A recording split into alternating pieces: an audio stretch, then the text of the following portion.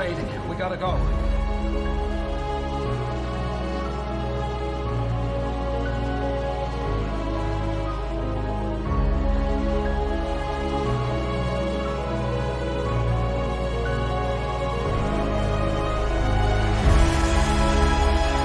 I'll get my car. I brought mine. Yours.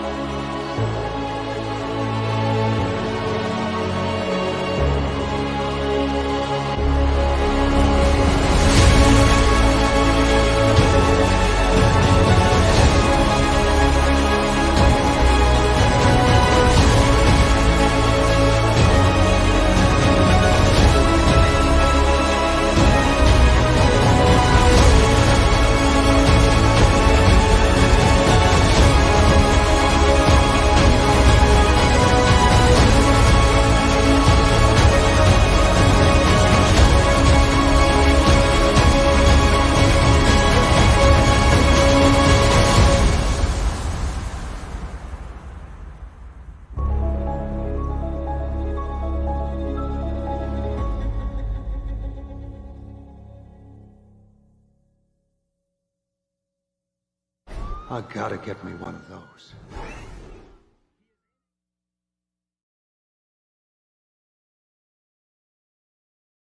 Hello, and welcome to another episode of Batman's Discussions. So, I recently saw the Flash movie and gave my spoiler-free review on it. This will be my spoiler review, and I'm really excited to talk about it in depth with this person. I had him on my channel before, and he brings a great sense of positivity, and I'm just really excited to have him on. He saw it before me, before a lot of people saw it. So please welcome, I guess, Batman.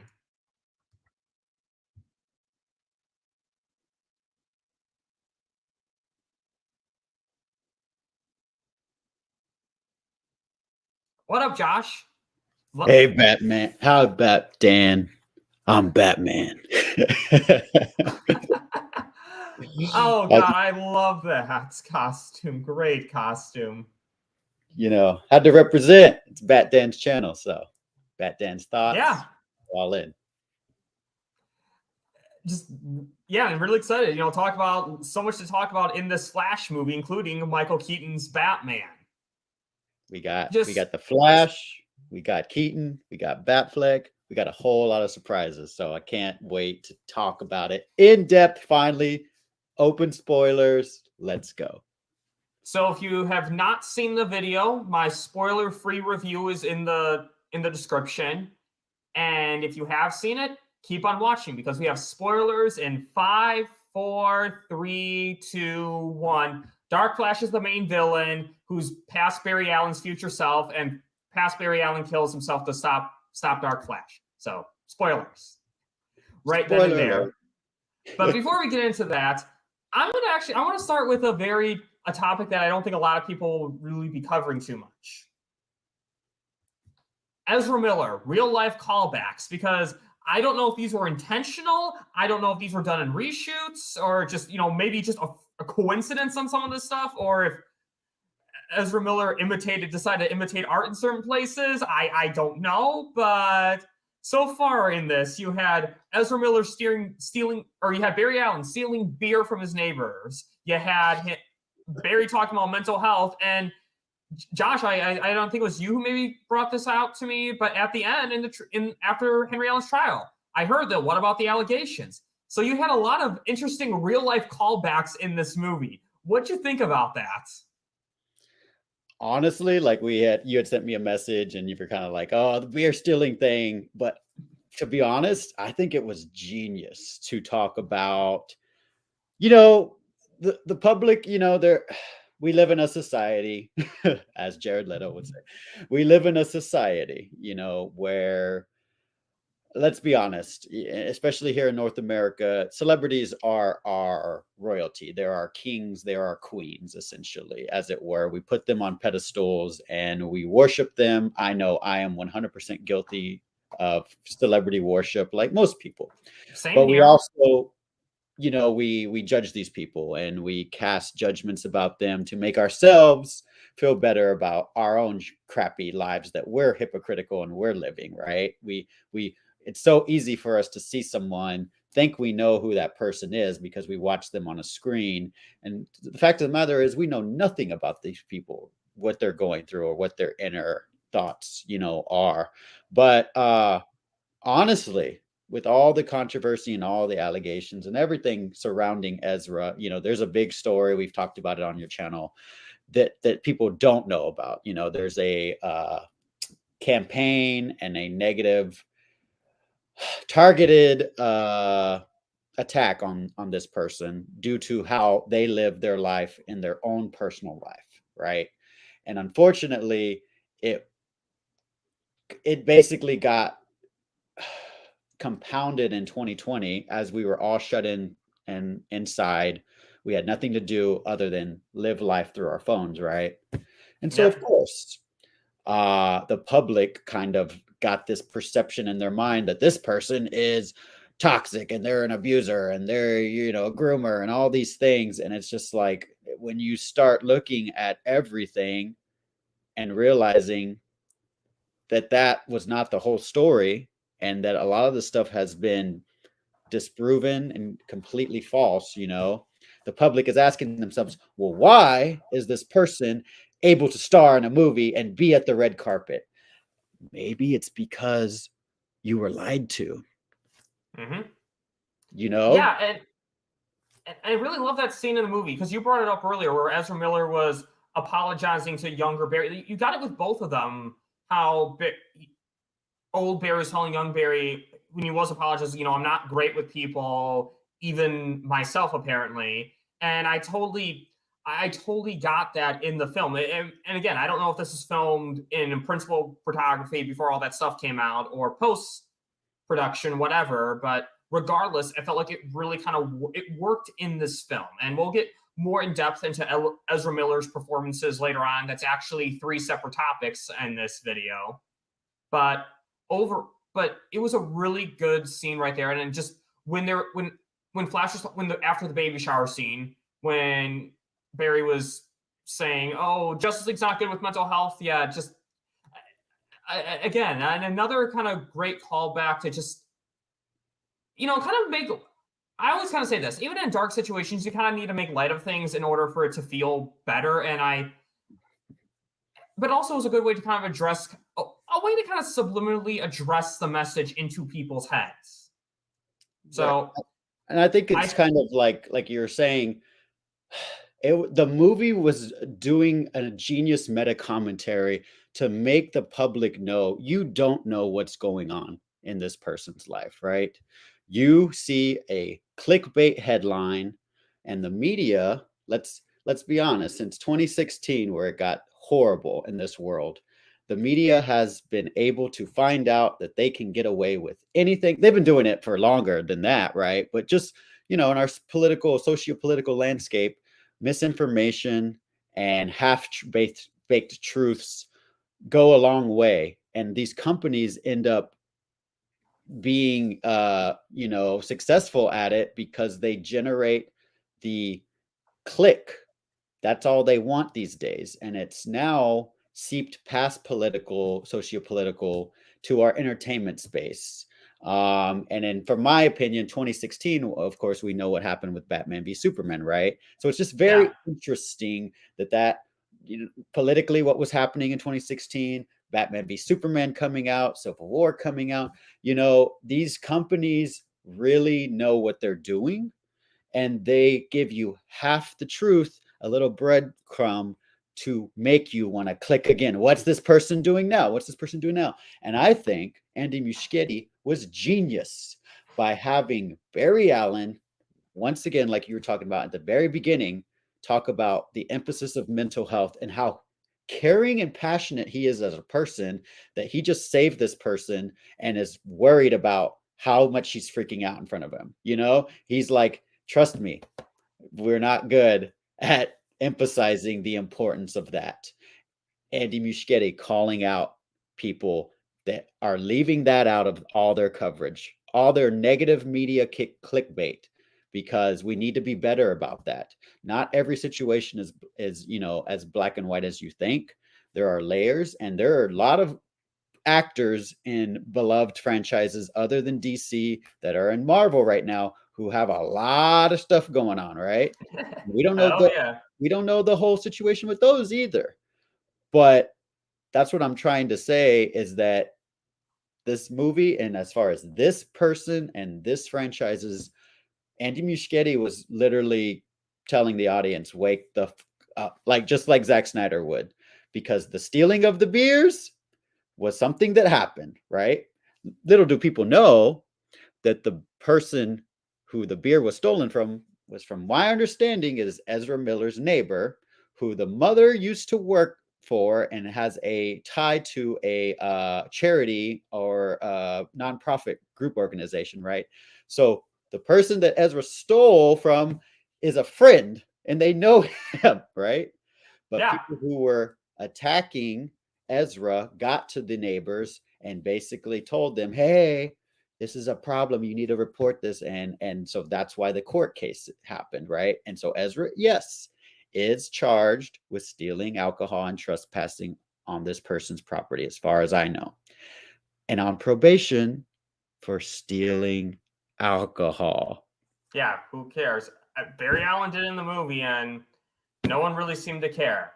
So, I mean, yeah, it's just funny how that at the very end I caught it. I actually saw the movie again last night, and so there's three things that the reporter at the end of the courthouse scene, apparently is actually the body double, I believe, for Ezra Miller in The Flash. So when there's two Barrys, Barry one and Barry two, that main guy who talks about, that's his, you know, basically Andy being like, hey, we're going to put you in the movie because you're actually in the movie, but no one sees your face. So he says, what about the allegations? What about your trial? And I think it's very hard to hear, but the last thing in the background. Yeah, he says, like, what about your medical history, or something like medical history or medical records or something, just basically prying into Barry Allen's personal life. And Barry just kind of keeps walking with Iris and just like, that's my business. That's none of your business, you know? So props to Andy Muschietti for basically calling out everyone who is misinformed about this person's life, because if it was so bad and so egregious, I guarantee you WBD would not have released this movie with this star, right? There's just, and this person right here had nothing to do with that. This person who owns these gauntlets had nothing to do with that. Everybody involved had nothing to do with that, right? So you're going to punish everyone because you are misinformed about the lead actor's personal life and what charges they may or may not have. Like, grow up, look at the big picture. People make mistakes, right? If stealing alcohol is so egregious that you have to boycott a movie, well, don't enjoy any entertainment then. I agree, and again, we know I've covered this in depth before with you, with Austin, my own video. The point is, mental health is important. Ezra Miller took the accountability, and I love that the movie kind of addressed some of that in the movie. It was very genius, and yeah, I think to kind of wrap this up is that it was a really cool callback and really brought up a lot of important issues. And so there's no really good way to transition to this next topic, but music. What did you think about the music in this movie? For me, like, I had got the chance to see it early. So personally, so what happened was Benjamin Wallfisch, I think that's how you pronounce his last name. Yeah, I can't pronounce that. Yeah, he released two. He worked on the It movies with Andy, so they're, you know, kind of like how Zach does. He works with the same people over and over again, like Hans Zimmer, you know, and Junkie. He works with Andy Muschietti. So from my own personal assessment, he released 2 tracks early. That run track, which is like the main track of the movie, the Flash's theme, which very, very reminiscent of the CW Flash. Going into this film before I saw it, my thought was like, I freaking love two of my favorite moments in the Snyder Cut. Both are Flash moments, and of course, one of those that makes me tear up and cry like a baby, tears of joy, is the Speed of Force. At the Speed of Force with Junkie XL's score, with the Flash turning back time in Pajarnoff.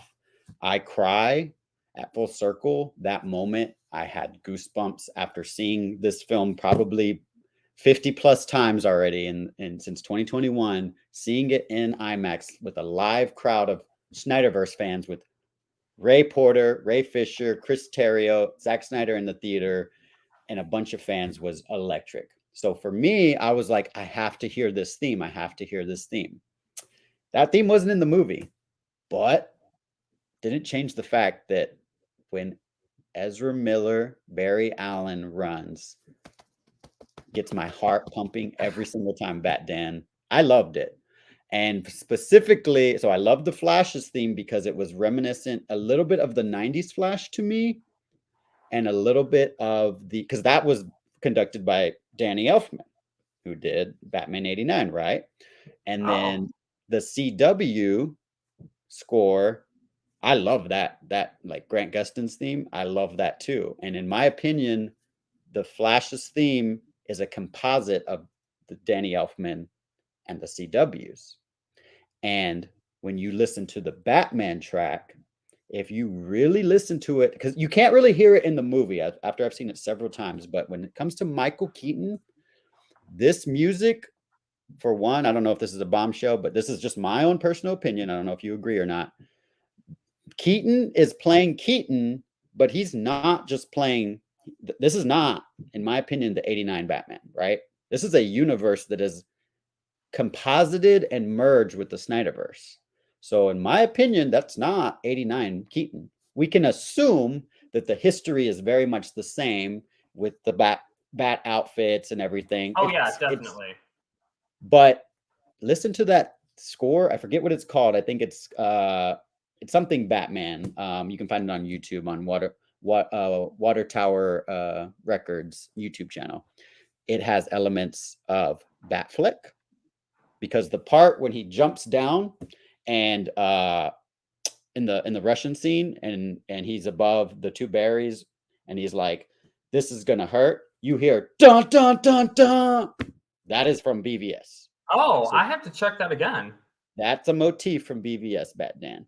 And then as the track continues, I don't know if it actually is in the movie, but you know the Batman Forever and Batman and Robin. Dun dun dun dun dun dun dun dun. Try not to remember Batman and Robin, but I know what you're talking about. That motif is also in that track. You don't hear it in the movie, but if you play the soundtrack, so basically, the music really took on an identity and a character, in my opinion, that made me think Keaton is the Avatar. We're seeing Michael Keaton, but he is playing a composite of Batman and the multiverse. So I loved the music. Some people have said, I've listened to criticisms, and a lot of people in our community and beyond the SnyderVerse, they doubt that maybe the score was generic and not exciting. I disagree. I love the Flash running scene. That was great, and I love Michael Keaton's score. I think the only point where maybe I give the score a little criticism was there was like a certain point in the third act where the 2 berries are running and went to a very kind of upbeat kind of. That was the only part where I was kind of like, yeah, maybe that kind of broke tone a little bit. But overall, I agree. I love the score. I love Barry Allen's running. I love hearing that Danny Elfman theme again. What up, Taladia? It was, I don't know. Overall, I really love the music, and I think it did a really good job communicating the score very well. And hey, you know what? Before I transition, any final thoughts on the music? No, I mean, until you just said that, I did have that like criticism initially. I don't think I mentioned it on any stream, but I did feel like some of the needle drops were not going to be very popular with people. And I get what you're saying. For me, it kind of like the one that kind of like I get it and I'm okay with it, but the one with the Kryptonian fight scene where the two Barrys are taking on the Kryptonians and Supergirl's taking on Zod, that needle drop, I think it's like a Jack White or White Stripe song possibly, but it sounds very much like them. Maybe that could have been more serious and grandiose, but because of what's happening in the movie, you know, there's a lot of like emotion and stakes. I was okay with it ultimately. So, and if we're talking about Snyder Cut and whatnot, like, let's be honest, Zack Snyder used needle drops in his movie in Snyder Cut as well. So several needle drops. So I do think that this movie was more reminiscent of maybe like a possible James Gunn-esque needle drop, but it wasn't so egregious to the fact that it ruined the movie for me. So I loved the score, and the needle drops ultimately were okay with me. So that's how I feel about it. Well, good. I mean, I'm glad you at least liked it. I mean, and again, I could have done with something more serious, but overall, again, different.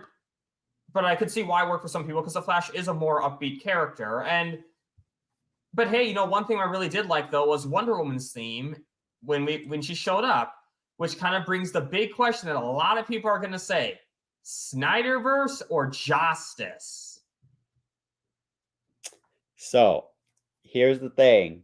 I was thinking about this when we were just talking earlier. Like, for me, we remember that Danny Elfman scored Justice League, right? Yeah. Yes. For me, 100%, Benjamin outdid Danny Elfman in his own score. Now, I prefer, obviously, Batman 89, Batman Returns, and I would have liked him to just pull from those directly, right? But when Danny Elfman embedded his Batman 89 into Ben Affleck's in Justice League, I got feels like maybe the first time I saw it, but it just didn't also hit entirely with me because that's not Batfleck's theme, you know? So it felt really forced. And then they gave the Superman 78 Christopher Reeve score in Heroes Park scene with Flash fighting Henry Cavill Superman. Did I say that right? No, I said Flash and Henry Cavill fighting. Yeah. And it didn't really work for me. Even the Black Adam part, I would have preferred Hans Zimmer 100%. Yeah, but same here. It was just the motif once again in Black Adam. So I didn't really, it was just the note. Dun, dun, dun, dun, dun. So I loved the Black Adam more part than I did Justice League. And Wonder Woman's theme was 100% SnyderVerse. Hans Zimmer's Junkie. It wasn't even Junkies, I don't think. It was Hans Zimmer's score. So Yeah. I love that Benjamin pulled from that, specifically Hans Zimmer's. Yeah, and that's a good thing. Like, the music communicates everything, even sometimes which universe this is in. And it really showed that. I mean, that's one thing that shows that this movie was, in fact, SnyderVerse, in a difference to the references in Russia to that. How do you pronounce that one city that Barry travels back in time in? Prajorno? Prajornov. Okay. They referenced that. That did not happen in the Snyder Cut. Barry meeting Iris West and her with Kirstie Clemens and feeling like she met him, she ran into him a while ago, and Barry playing dumb. Again, direct reference to the Snyder Cut. And when Barry was going through that speedball thingy, you saw images from the Snyder Cut. So Aquaman being like pointing only happened after the Flash ran into Aquaman when Henry Cavill sideswiped him. 100% SnyderVerse. Flying Fox in the beginning. 100%. You know, you could play devil's advocate and say, oh, well, years have gone by since Snyder Cut, so he could have just built another Flying Fox. Okay, sure. But here's the thing. Flying Fox alone doesn't necessarily make it SnyderVerse, but when you add it to the other stuff, I say it makes it SnyderVerse. Like, here's an example I use. I always argue that Aquaman 2018 is not SnyderVerse because when that film came out, Josstice was all we had, and there are a lot of contradictions. I don't think like Volko's hair, for example, I don't think that alone makes it not SnyderVerse. But when you combine it with all these other elements, like Mira's parents being dead and Atlanteans not talking underwater, speaking English or human talk, whatever. But when you add the hair to that, it adds up, and that's how I feel about the Flying Fox. Alone, yeah, they could have easily rebuilt another one, but combining it with this other stuff does add to the credence that it is SnyderVerse. People try to like argue Ben Affleck's suit though, and I'm like, okay, first of all, he didn't really have that blue suit in Justice League either. You're just giving Joss Whedon credit to give Joss Whedon credit at that point. So no, it was a SnyderVerse film, 100%. I don't know if that's even debated. So yeah, and I've said this, and I'll just clarify, because on my tweets I saw the movie early like Sky and a lot of other people, but when I say 100% canon to SnyderVerse, it's because you looking at the big picture, the film 100% starts in the SnyderVerse, because we had heard from Ann Sarnoff, Walter Hamada, Toby Emmerich, and all these toxic executives who are no longer there, that they intended this movie to be canon to Justice League, right? However, Patty Jenkins had stated, all their directors had basically said, oh, that's not canon. We don't even recognize those characters in that version. So even though these executives may claim that these directors weren't doing that, and you can 100% see that in Andy Muschietti's work, in my opinion, like I understand how you feel about the Aquaman.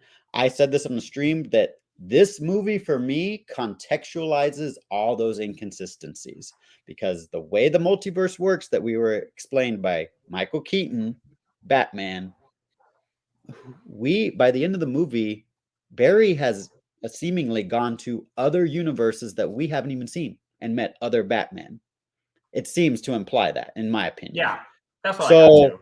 Who knows what other universes and what other time travel shenanigans he affected the past and the future. So when you talk about, if you're talking about Aquaman not being canon, the Snyder Cut, it's probably because it's all Barry. You did it again, Barry. You did it again. You messed up this version and that version. So even if somebody loves, let's be honest, there might be people out there that love Justice League for some reason. But technically, Justice League exists in its own universe, but I'd like to think that Darkseid got to that multiverse, and that is one of the 10,000 worlds to dust that he turned. 100% SnyderVerse, in my opinion, is this movie. Yeah, and I agree. There's not really much you can debate about this, but the only thing people try to debate that with is tone. A lot of people are trying to say, oh, it's a Justice adjacent tone, and overall, I thought Andy Muschietti did a really good job balancing that tone out between the serious moments and the funny moments. Like, when something needed to be serious, it was serious. When something was meant to be funny, it was meant to be funny. But there wasn't... Marvel does this a lot, where there's a really serious moment and it's killed with a joke. Yes. Or another example is, I have to confess... Oh, and look... What up? What up, Mikey Sutton? Mikey Verse in the building. We'll be getting to the box office later on in this show, so definitely have anything to contribute, let us know. But another example I kind of bring up is, to my shame, I did watch Peacemaker as a guilty pleasure.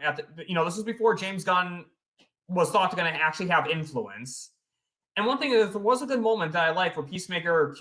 I don't think anyone's going to give a shit on here if I spoil Peacemaker, so I'm just going to. Go ahead. Where basically Peacemaker did kill his father and he was crying, and they immediately killed it with that knockoff vigilante trying to make a joke. And I was like, why was there a joke there? I didn't get that in the Flash movie. There was humor at humorous moments, but it's what I say about life. Life has serious moments and life has funny moments. Batman, he was a serious Batman. You had one instant with the lasso of truth. But other than that, like, that's like a scene that would have happened in Batman the Animated Series. But when he was having his one-on-one with Barry as Bruce Wayne, that was Batman.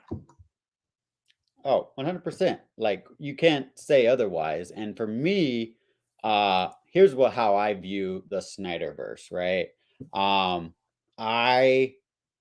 I feel that Zach started us with Man of Steel in a very grounded universe, right? That had not been graced with God, as it were, Superman. What we got was the Man of Steel, and you can kind of see in his aesthetic choices that it was very muted and the colors weren't there yet, right? Then it gets darker in a sense, tone wise, but color slowly starts to come out if you really pay attention in Batman v Superman Dawn of Justice. Initially, I don't know if y'all remember when it came out, they released it without the right color grading. Zach has said this and he was pissed off about it. So then, oh, really? Yeah. So, and But that's why he did that 4K release. Exactly. Because what was shown in theaters was not the correct color grading, from what I understand initially. But then they changed it. I don't know if this is true, but I had heard they had changed it like within the first 2 weeks or maybe the first week. But people had obviously rushed out to theaters and saw the wrong color grading version. By the time the real one was put in, which was theatrical, it was still not really seen by the majority of people. So that's why Zack Snyder did that IMAX remastered version. And those colors, redoing the rewatch with Sky, it's freaking there, but not completely there yet, right? So Snyder Cut, in my opinion, was finally the dawn of justice that the tagline said in BVS. So for the Flash movie, in my opinion, and I personally, Ben, I actually think that for me, I love Aquaman. So for me, I kind of forgive a lot of inconsistencies, and I do think of it as Snyderverse, but that's for Zack Snyder to 100% call or not, right? That's not, I'm not the director. My name is not Snyder. That's Zack Snyder, right? In my own headcanon and what I'm a fan of, I'm like, okay. So for me, the Flash movie tone, like Mikey was saying, 100% works because the Justice League is here. Batman has been pulled out of that abyss that Superman lifts him out of, and he is standing in the sun with the Justice League. So of course, Batman is going to be a little bit more lighthearted. He can feel like he can just call this metahuman in Central City, hey, I'm a little bit in over my head, because he's used to working with allies, and he can kind of joke and give moments of levity. So for me, I get it. If you have PTSD of Josstice League with Aquaman sitting on the lasso of truth, I get it. But for me, you just saw Batfleck being 100% Batfleck from Batman v Superman. Yes, he is more lighthearted, and he is not the ultra serious, he's not just like going 100% loose and killing people left and right because he's so focused and rageful of the Superman, right? Hey, what's going on, DC Talk? But he is more mindful and he is more focused on the mission because he doesn't have hate in his heart as much for Superman and for metahumans in general. He has been redeemed. So for me, it just makes sense, like Mikey was saying, that this would have a more lighthearted tone because it's a Flash movie. Batman's in there, but he's not the star. The title does not say Batman. It says Flash. So that's how. Yeah, and that's going to actually be what you just said right there. That's actually going to be a point later on with a lot of some of these other criticisms that people have with the movie that I just don't agree with. But overall, yeah, I was fine with the tone because at the end of the day, it was serious when it needed to be. They didn't make a joke when Barry was saying goodbye to his mom. They didn't make a joke when people were actually dying.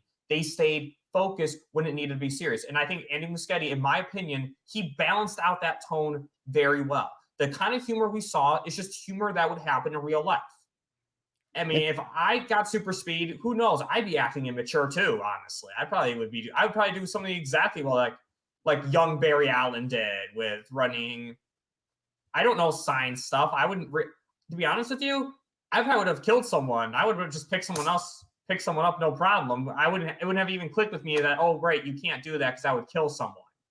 So and the real fact life that humor.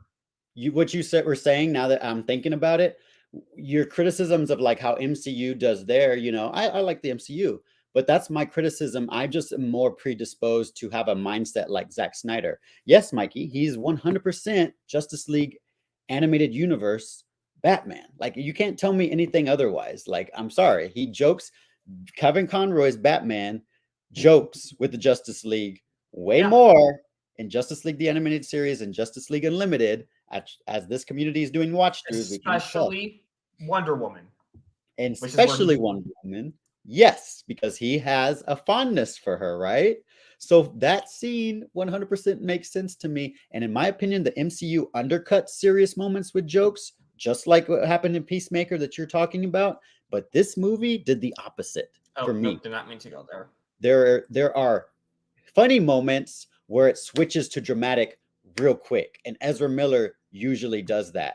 And like the part where in the Batcave, and he's like, "Hello, this place is amazing. Stop playing around, Barry. I won't say it again." And then he does that snapping. Like every time, the reason I watch this movie, and I'm going to continue to watch this movie, is I love that emotional roller coaster, because it does the opposite of what the MCU does for me. I can get that at the MCU if I want to have a serious moment undercutted. Like maybe I'm in a depressed mood and I want to go to the MCU and I want to, just be light and colorful and whatever. But then for the DC movies, I get that also. I get the opposite of that. I get humorous moments in the Flash, but then a serious moment, because look, it's time to stop playing around. The multiverse is at stake, right? And that's why I love this movie so much, is because it is epic and it is grandiose, and it is a DC, as much as it is a SnyderVerse film, it is a DC universe film. So people need to realize that as well. It's not just SnyderVerse, it's everything. Yeah, and especially even though we say SnyderVerse is canon and our Barry is SnyderVerse, most of the movie doesn't actually.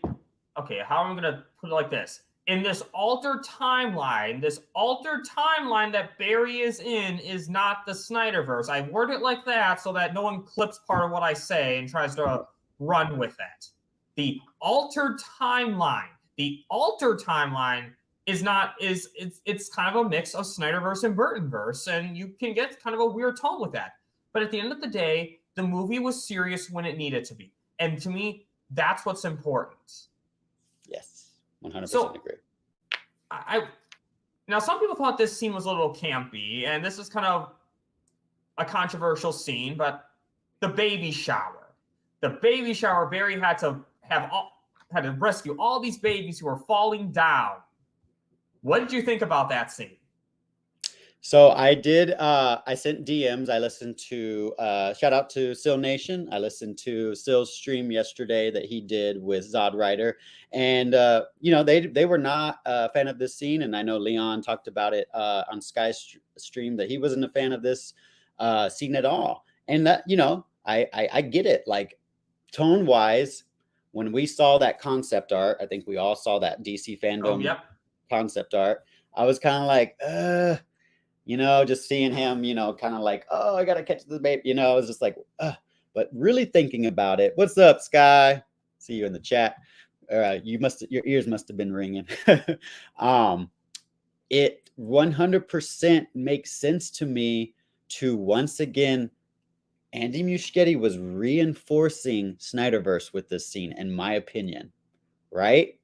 Because he specifically says, much love to you, Sky. Much love. Thank you, Sky. We love you guys. I was talking about your stream and how Leon didn't really like the scene, but for me it just makes sense that Andy Muschietti needed to have this type of scene to show the rules of the Speed Force and what Flash can and can't do. Because in Josstice League, like we said, what did he say? I just push people and run away. Vita saying or whatever he says, I forget. I'm trying to block it out. But he pushes that truck full of people and they're fine afterwards, right? That's not the physics that Zack Snyder set up. So that 100% goes against his world and his universe. Oh, another way that's SnyderVerse. Right. Yeah, exactly. It's SnyderVerse. So by Andy Muschietti having these babies, multiple, it's so good, right? I'm going to go. It is. I'm gonna go see it with my cousin. That's why me and Bat Dan are doing this earlier, because we're planning to see it in IMAX. Because guys, like, Indiana Jones, we have one weekend where premium screens continue to be for the Flash, but then after Indiana Jones comes out on the 30th, I believe, he's gonna take a lot of those screens. So I'm gonna enjoy this movie multiple times, because trust me, every time I see it, there's something new. And especially in like the baby shower scene, there's just little details and things in the background, even stuff that you see in the credits, that I'm just like, I see it in the credits and I'm like, okay, let me watch the movie again. And so the credits show Flash doing something, but then you see the dog, doing something in the background of the scene. So it's really fun for me to just like compare how they're so in sync, because the part where at the end credits where he grabs the dog, you can see it happen in the background. Like, it's very little. Flash is small, the perspective is very small, but you see him grab the dog in that scene. So for me, it worked. Like the CGI babies' faces, that when it comes out of the microwave, that's 100% a CGI baby. And that's one of the shots where I talked about I wasn't a fan of. Like, but I listened to known YouTuber Grace Randolph's review, and she made up a good point that the audience needed to know these were 100% CGI babies in order to not try to come at the movie and be like, oh my God, you put these kids in, because the world is kind of crazy. Discourse is crazy around this movie already. Oh, yeah, I think like people reversing that clip too. Exactly. Putting the baby in the microwave. I saw all that shit, it's ridiculous. I think it worked. And I just love the fact when he like spins the babies just a little bit and then like slowly caresses the baby's like hair real quick. I love it, because it shows not only that the Flash cares so much about protecting people, but he also cares about the human being that's going to develop, and maybe be scarred by this, just like the nurse is. So I loved it. Yep. I did too, actually. I mean, a lot of people thought there was too much stuff happening at once, but here's the thing. If an explosion like that were to happen, there wouldn't be too much to do at once. That's the thing. And I know some stuff people thought was campy, where Flash was stopping to get food.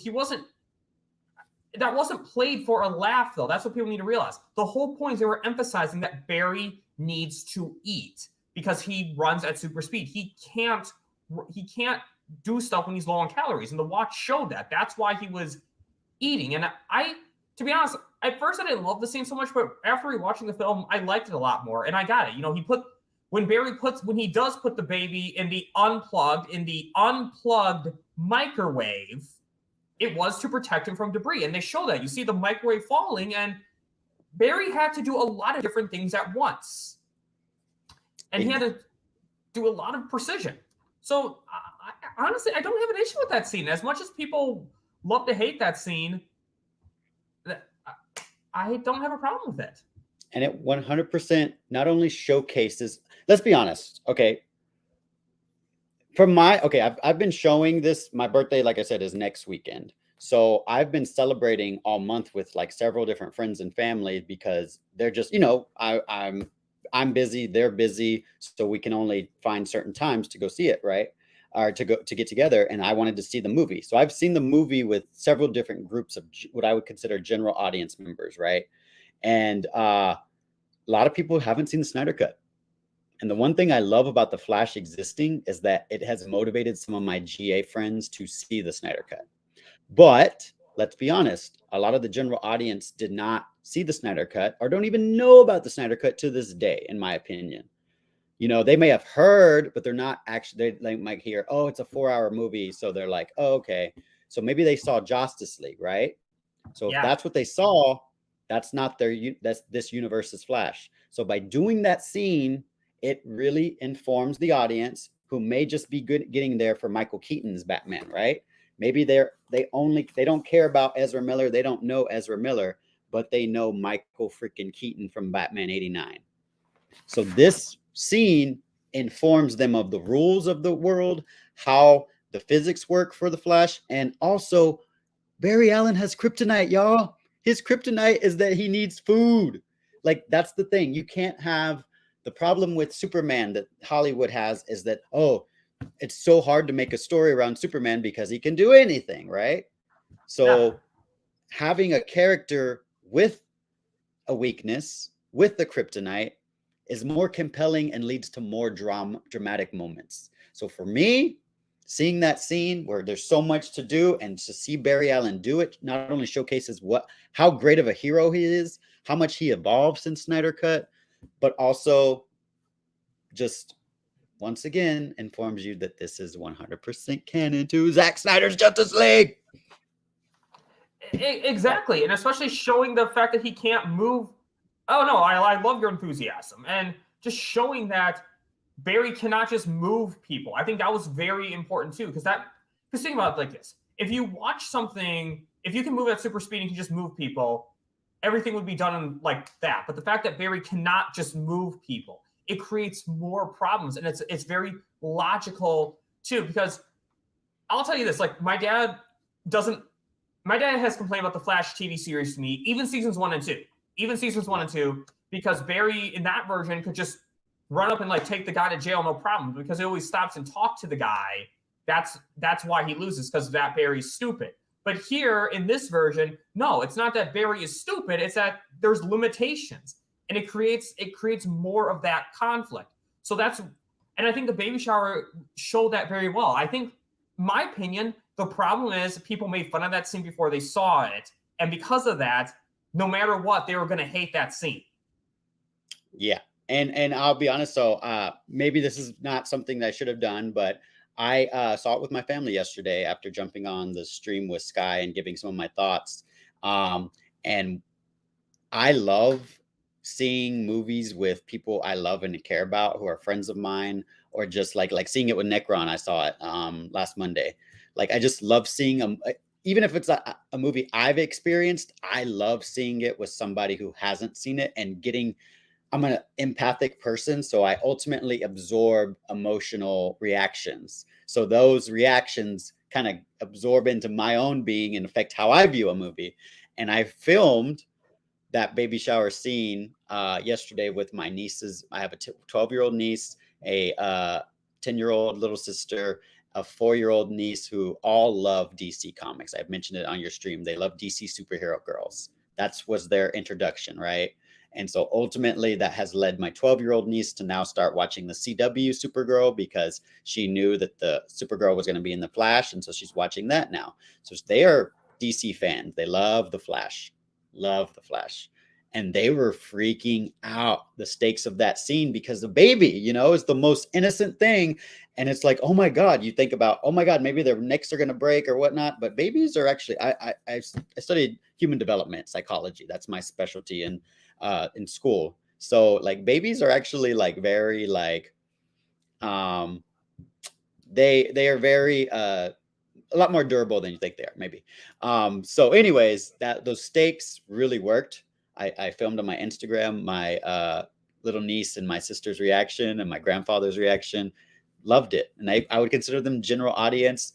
They were like this. They were like, oh my God, the baby Flash, you better get him, Flash, So there were stakes in that scene. Even though it was goofy, maybe, there were still stakes that worked for me and my family. So I loved it.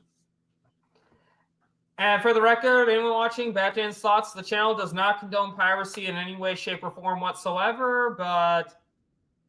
I was filming more their reaction. I did show parts of the screen, and I put spoiler alert, but it was more so their reaction. Okay, just to be sure, I have to put that PSA out so that Warner Brothers doesn't take me down for that. Yeah. But it's really great to hear that, though. And again, I don't think the baby shower was that bad. The only thing that I could see being an issue for some people, and just in general, the CGI. Now, I'm going to kind of say this too. Before Andy Muschietti released before that article released about Andy Muschietti saying the CGI was supposed to look bad, here's the funny thing. I kind of figured that watching the film. When I was in that Speed Force scene, I'm like, oh, that's just Speed Force images. Who knows what those would actually look like, because you've never traveled through time. I honestly had no issue with it looking like that, because I get it. I thought it was my opinion, it was actually a clever artistic choice. I mean, it's the Speed Force, and he's seeing Speed Force generated images. Why would those don't necessarily have to look like real live action? Yeah. And if you think about it too, I do wonder, because I'll be honest, I think it's interesting that Ben Affleck is clearly in the movie, and apparently, and I've seen the movie several times, but I haven't actually looked at the credits. So I have heard that he is not credited in that movie. Yeah, I don't think he is. And none of the cameos are apparently credited as well. So I'm kind of wondering. I don't understand why you could not credit Ben Affleck when he is clearly on screen as himself, actor-wise, right? But I kind of was curious if the CGI Christopher Reeve, CGI Helen Slater, CGI Nick Cage were, and all of them, Adam West and the actor who plays Barry's mom, Ron Livingston, who plays Henry Allen, and Iris West, Christy Clemens. I wonder if the cameos were done that way in a CGI state in order to not compensate those cameos as much as they would if they were actually, like, I don't know. It's just weird. It is weird to me. I didn't mind the CGI. Like, it just, I get it. I've seen the screenshots. I've seen the film multiple times. Like I said, it works for me because you're seeing multiple versions, right, in the Speed Force. So it's not gonna. We're showing a version, right? We're not showing the actual event. We're showing a version. Yeah, of what's exactly. happening. So if you show the actual event, in my opinion, it would have been reminiscent of CW's Flash opening just like a portal, and then you just see stock footage of Grant Gustin running, or Supergirl. The first time we saw Supergirl and the Flash Speed Force, it would have been too reminiscent of that even to me. So you got to keep in mind, y'all, they were really thinking about Grant Gustin's CW show, in my opinion, and not doing things purposefully. So I'm wondering if it's the Bruce Wayne Batman thing. Can you credit both him and Keaton the same? Oh, interesting. I'm no Hollywood expert, but that's what. Oh, that's actually a good point. And and spoiler alert, the Affleck topic is next, so we can definitely kind of get more into that on the next topic. But with the CGI though, that could be a good point. But with the CGI, even though some stuff I thought looked bad in the trailer, I thought looked so much better in live action. Oh, they improved 100% bet, Dan. The version that me and Sky saw, I saw it initially May 22nd, and I saw it again May 30th. And then I saw the final cut on June 6th. And I believe it, June 6th. 100% improved. Was it? Improved from the test screen footage. There were a few shots where I was like, ugh, like the part where the baby in the microwave. The scene right after Barry 1 and Barry 2 phase initially through the front door of the crime lab where he works, you can kind of see that it's not Barry 1's face when he's like, it's called phasing. You can tell that that's not really composited right. And then a few other scenes where if you're really looking at Barry 2 in some moments near the third act, you can just tell that the composite is not that well done. And the part where, in my opinion, the one shot where with Barry 2 at the third act after Supergirl and Keaton have died, where he just keeps on going round and round. And there's that one scene where he first tries to go get to Supergirl and Zod stabs. Like, for some reason, that one scene in particular with Barry 2 doesn't really look the best. But that's just nitpicky stuff. We all know that all these movies, including Marvel, I'll be honest, like Wakanda Forever for me, that was just so like a lot of that CGI work was really bad. I'm kind of forgive all of these films because of what's going on post-COVID. Like, all these VFX houses are stretched way too thin, not paying their people enough, being like, apparently with the MCU, they were being abused by Victoria Alonso and all, So with the CGI right now for all films, I forgive a lot, maybe too much, but it wasn't that egregious to the fact where it was, for me, like, this movie is trash because the Speed Force doesn't look like it's an actual person. Like, I was just kind of like, it's not the actual event, it's the version of the event, right? So that's all. Yeah, And I think it's hard because, like, I'm sure the headline kind of misconstrues what Andy Muschietti says. Plus the fact that Andy Muschietti's not a native English speaker, so certain things might not sound that bad to him. But that's why I was like, when I was doing my spoiler-free review, I was kind of like careful with what I said. But again, it's unless you have actually traveled through the Speed Force, don't tell me what that would look like because it's not real, so we don't know. So again, the main thing that the main thing that people are bitching about, no, I think honestly that's a stupid complaint in my honest opinion, because I think it's like, you know what this is a reminiscence of the Martha scene in Batman v Superman. I don't need like this is how I saw it initially, the way the director meant for us to see it before I saw any articles about it. So if I didn't hear about the complaints of the CGI, I would not have expected a CGI complaint about that. Because I immediately saw it's like, oh, well, that's just the Speed Force images, and and that's how it was for me. It's like, oh, that's just the Speed Force images, and I thought, wait, is that what people are complaining about? Yeah, I mean, like I said, I think it's just differentiating how Grant Gustin's Speed Force, just a portal. Oh, look, stock footage of this. That's just cheaper in my opinion than the way they did it. You can tell it's not the real actor; it's a CGI render. But apparently, according to what Sil had said, Nick Cage was on set and shot footage, and then they chose to have a 3D rendering of it. So it was apparently artistic choice. Yeah, and exactly. Just say you hate the stylistic choice. That's a fair criticism, but don't say it's bad CGI. And that's a lot of this. What I hear of this movie, just made up criticisms. It's like, no, that's not. And also another thing that I thought was bad CGI was in the trailer, you see Supergirl and the two Barrys, and Barry 2's mask looks bad. But then actually seeing the movie, that's because, it makes sense that a mask designed for Batman does not fit Barry Allen perfectly. Yeah. So and that scene 100%. Honestly, Dan, it gives me chills. That's like the money shot. It's nowhere near as epic as Snyder Cut, with the Batmobile and the Justice League members at all. But that is their version of this universe's Little Justice, with the Batwing coming in and they're all running to the screen. I was like, I get chills watching that scene. Yes, could it have been better? But y'all, are y'all really gonna start criticizing the VFX supervisor DJ, who we loved at Snyder Cut because he did this movie, y'all? DJ. Oh. So if y'all want to keep criticizing the man, y'all are going against the SnyderVerse loyal person. So keep complaining. Yeah, that's a lot of the boycotting crowd, though, going against SnyderVerse people. But, speaking of this boycott, look at this guy. This guy's been a big supporter of the SnyderVerse, and he still chose to do this movie. And unlike some of these other actors, this guy doesn't need a paycheck. So if he did this movie, sorry, 1 second. I'm going to do something real quick. Keep talking.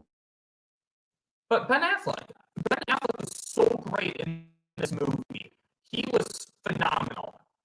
That bat bike scene was some of my favorite Batman action I've seen in a while. And when the Batman bike explodes and Batman just pops out there and grabs onto Falcone's kid. I guess I believe he can be Falcone because it's his kid. When he grabs onto non-Carmine Falcone's truck or car, whatever that thing was. Such really good action right there. I know the suit takes getting used to because it's a blue suit, not a black suit, but again, people don't sew on their clothes. People are not committed. I don't wear the same shirt every video I do. So, yeah, 100%. So I, listened to Sky's. I had to jump off, but I was listening to catching up just before jumping on with you about Sky and Leon's thoughts on Batfleck, and I didn't even notice all these times I've seen the movie that Leon had mentioned he doesn't have the voice modulator. I was like, oh yeah, and it would make sense to me that this Batman is now 100% in the light, right? So he's trying to be a little bit softer. He probably has more interactions with civilians than he used to, right?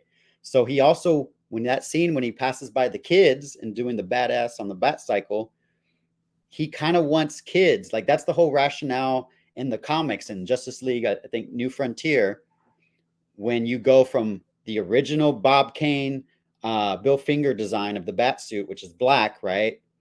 And then slowly after Robin joins him, he lightens his colors. It's gray and blue. And Superman comments on it. He's like, oh, the new suit. And he's like, I'm here to scare criminals, but not children. So for me, the blue suit, once again, not only is Andy Muschietti being 100% canon to the comics storyline of Batman's evolution, but it just makes sense in the SnyderVerse, in my opinion. And I freaking loved it. It's reminiscent of Justice League, the animated series. Like Mikey said, Bruce Timm's Batman, Kevin Conroy. He has the blue tint, right? The inside of his cape is blue. Yeah. I don't get people's little nitpicky things, you know, like Joss Whedon just gets credit for everything nowadays. Joss Whedon did everything first, right? He's right. But and that's really, go ahead. But it was really great bat action, and even that scene with Wonder Woman with the lasso of truth, it was a little comedic, and maybe I could have done without the whole like poverty line. Not trying to get political or anything, just just kind of keep that out of my entertainment, regardless of whether that's not what that's about. But it was like a 2-second line. It didn't totally ruin the movie for me like it did for some people.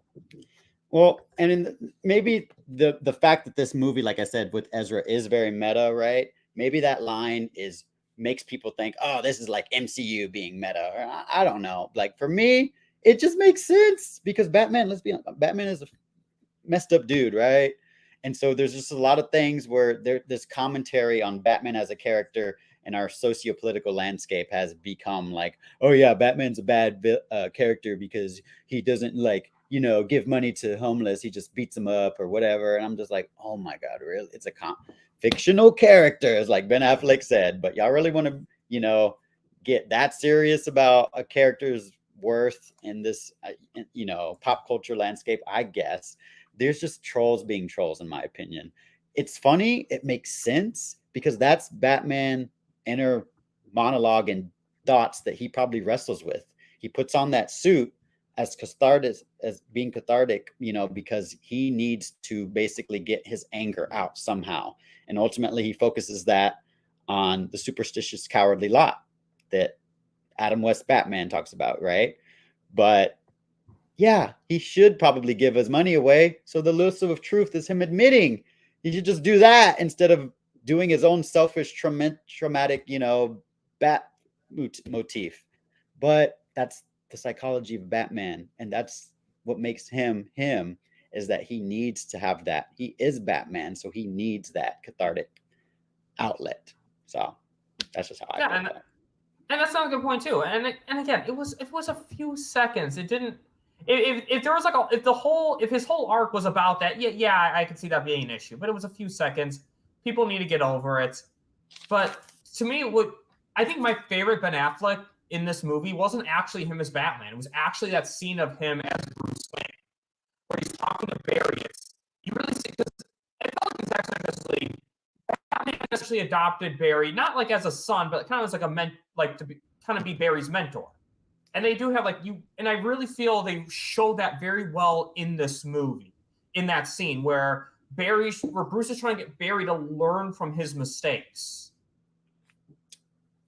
It's 100% reminiscent for me of Batman mentoring Robin and from the comics, right? Like that is obviously, we never have seen Batfleck mentor a young hero, but I believe in this universe, in the SnyderVerse, Batfleck sees Dick Grayson, who I assume is Dick Grayson, in Barry Allen.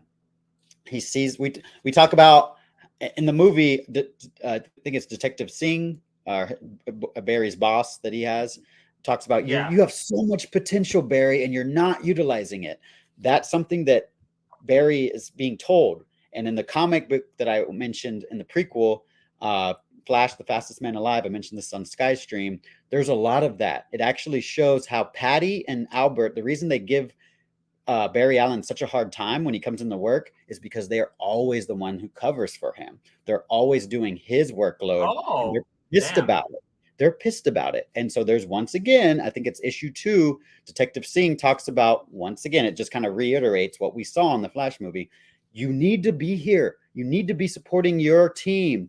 We can't do this without you handling your caseload. There's so much potential, but because you always are late, because you have everything else as priority instead of your job, you're just left filing paperwork that, you know, is busy work because you can't show up on time. Little do they know, this man has saved the entire SnyderVerse and the universe by turning back, you know, time after the mother box exploded and destroyed pretty much everything. They wouldn't even exist without him, you know? So that's the conflict. It's very reminiscent of Spider-Man, in my opinion, too, is that, you know, with great power comes great responsibility. This Barry Allen story is him getting dumped on every single time. And so Ben Affleck is the one person that really makes him feel like, you know, like he's his best friend, because he understands what his life is outside of the civilian identity of Barry Allen, right? And he knows he's a good person, and he sees all that potential as well, but he also wants him to know that you're enough. That line, there's nothing that is broken. You know, it's just 100% a callback to Ray Fisher, Victor Stone, Cyborg, right? I'm not broken. I am not alone. Yes. And so it just kind of shows that Barry subconsciously still has that. He's not, you know, he's a virgin. That's revealed, because it makes sense that he would be a virgin, because he's 100% committed to not only helping the entire world after being in the Justice League, but he is consumed with proving his father's innocence one way or another, so much so that he actually goes back in time and breaks the universe just so he could try to do that, right? Because he loves his father and his mother so much. Batfleck understands that, but he also wants him to realize there's consequences to your actions, son. Trust me, as an old guy who's made a lot of mistakes. Don't live your past. Live your life. And that 100% Batman, I agree. As much as it's freaking epic that we see Batfleck with that grapple gun just convicted, like hitting all the cars in the freeway, and I get goosebumps seeing that cape flap, that blue cape flap in the wind. It's actually the scene where he is Bruce Wayne talking in the alley with Barry Allen that is 100%, in my opinion, definitively Batman. Because that scene where he says, "It also made me alone," that's just Batman. That loneliness is something inherently in Batman that is part of the character. I'll be honest, I love Dark Knight Rises, but I hate the fact that he gets a happy ending with Catwoman, because that's just not, that's like a multiverse Batman ending, in my opinion. It worked for that Christian Bale version, but unfortunately for me, Batman doesn't really get to be happy, because then that makes him not be Batman. He can be 100% have friends and he can have levity moments, but I get why Ben Affleck said in this movie, I finally got it. And it made him want to be Batman again, because he is Batman. Because, one reason why, and then we'll get into this later on, but one reason why people should have supported this movie and not boycott, not, as Mikey would say, boy-clouded it. And in terms of the him not getting credited thing, I kind of agree. I could see what Skywalker was saying, maybe because only one can get credited. It's just such a shame, though, that they couldn't say, like, Ben Affleck. I mean, and again, we don't necessarily know 100% that's the case, but they couldn't say, like, Batman Bruce Wayne, parentheses, main timeline, alter timeline, or something like that. But again, who knows? But Ben Affleck got paid. He showed up the red carpet, and at a certain point, it's not everything's our battle. And to me, that's kind of where I stand on the whole him not getting credited thing. For all we know, Ben Affleck, they talked to Ben Affleck about that and say, hey, we can only credit one of them, and Michael Keaton's the one who's actually in this a lot. That Ben Affleck might have just accepted that and been like, okay, fine. Because I think Ben Affleck's, he's one of those actors who's a really big time actor who's going to get work no matter what. So if Ben Affleck comes out and says, hey, I'm very mad that they did this, fine, then we can rally for him. But let's not and we'll talk about this when we actually get to the CGI cameos. Let's not get upset on people's behalf here, okay? If people or loved ones come out, then we can say I have a speech. But for now, but I'm not seeing those pictures that Barbara Muschietti put behind the scenes of Ezra and Batfleck in their suits, you're like just smiling in those black and white photos. That just gives me so much joy. And so I don't know what the controversy is with him not being credited, and if he is like, telling everyone that this is, like he said on that podcast with what's the actor's name from Air? Matt Damon. Not Matt Damon. What the guy who's he was in Game Night. Okay, I'm looking this up on IMDb right now. There's a podcast. Anyways, he was saying on the podcast that movie's actually good, and that's where he dropped the spoiler about the lasso of truth scene. Jason Bateman. Jason Bateman. I couldn't think of his name. Sorry, Jason. Love you, Jason. But yeah. So maybe he even dropped that spoiler as a way to be like, hey, this is like a reason you should see the movie. Wonder Woman's in it. I don't know. A lot of times actors say certain things to promote a movie, and then they might come out later and be like, well, I had to say this or whatnot. I don't know. It just seems to me like Ben Affleck would not be at the premiere, or like in my opinion, Michael Keaton has not really done much at all to promote it. He's done it in the past before the movie promotion came out. Right now he's filming Beetlejuice, I believe, Beetlejuice 2. So there's a rationale for him to not be around. But I had also heard that he didn't want to be around a lot of people because of COVID concerns when it was shooting. And if you really pay attention to it, they reuse a lot of the same sets where Michael Keaton is basically across the Batcave. He's in his own, he only has interactions with like Ezra Miller, really. So anyways, Batfleck, I just think we'll find out if he comes out and he says, maybe there's a lawsuit. Maybe he's like going to be able to sue because maybe it has something to do with his artist equity, production company, where it was like in his contract, it's only those productions, he gets to choose what he's credited on. I don't know. I loved him 100%. This is Batfleck from the SnyderVerse, in my opinion. So, yeah. And okay, so I defend the last of truth saying that Ben Affleck himself praised that scene. And people are trying to say, well, he didn't have to say that. He's promoting the movie. Like they bring up how he defended Joss Whedon somewhat. Here's the thing. He gave like general kind of things about Joss Whedon, like, oh, he steered the ship correctly. He didn't go out and praise. He didn't go out and say, well, I love when I said something's definitely bleeding. There is a difference between kind of a general statement and praising a specific scene. He didn't have to praise that specific scene, but he did. So it was Josstice Batman in continuity until, oh crap. Clip it out. Oh, I got him. Batman admits it. He's a fan of Josstice League. It was SnyderVerse Batman in tone and in continuity. My wires got crossed there. I swear I meant to say SnyderVerse. I know that I'm going to get clipped now. And cancel Bat Dad. Hashtag cancel Bat Dad. Or the Snyder onlys who want to try to use my own words against me. It is SnyderVerse Batman in tone and in continuity. End of story. Let's end that conversation right now. But overall, Batfleck was great. And so the Ezra Miller topics is going to be very spread out because Ezra Miller doesn't play one role. He plays three. So I'm going to sprinkle Ezra Miller performances throughout this video. But for now, we're going to start with young Barry Allen, Ezra Miller. And I know Dark Flash is technically the future young Barry Allen, but let's just talk about the young Barry Allen we see in the Snyder, or in this movie, like the 18-year-old doofy kid. What do you think about that version of Barry Allen? In my opinion, in a weird way, I said this on Sky's stream yesterday, this is the character that you fall in love with.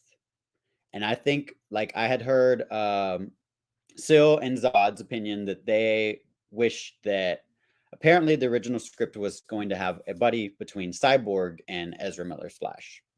And they didn't like that it wasn't, that there was two Barrys, and that I believe it was Zod saying that it should have been Cyborg. In my opinion, it makes way more sense with this being called a Flash movie and not a Flashpoint movie. Okay, let's be honest. It's called a Flash movie.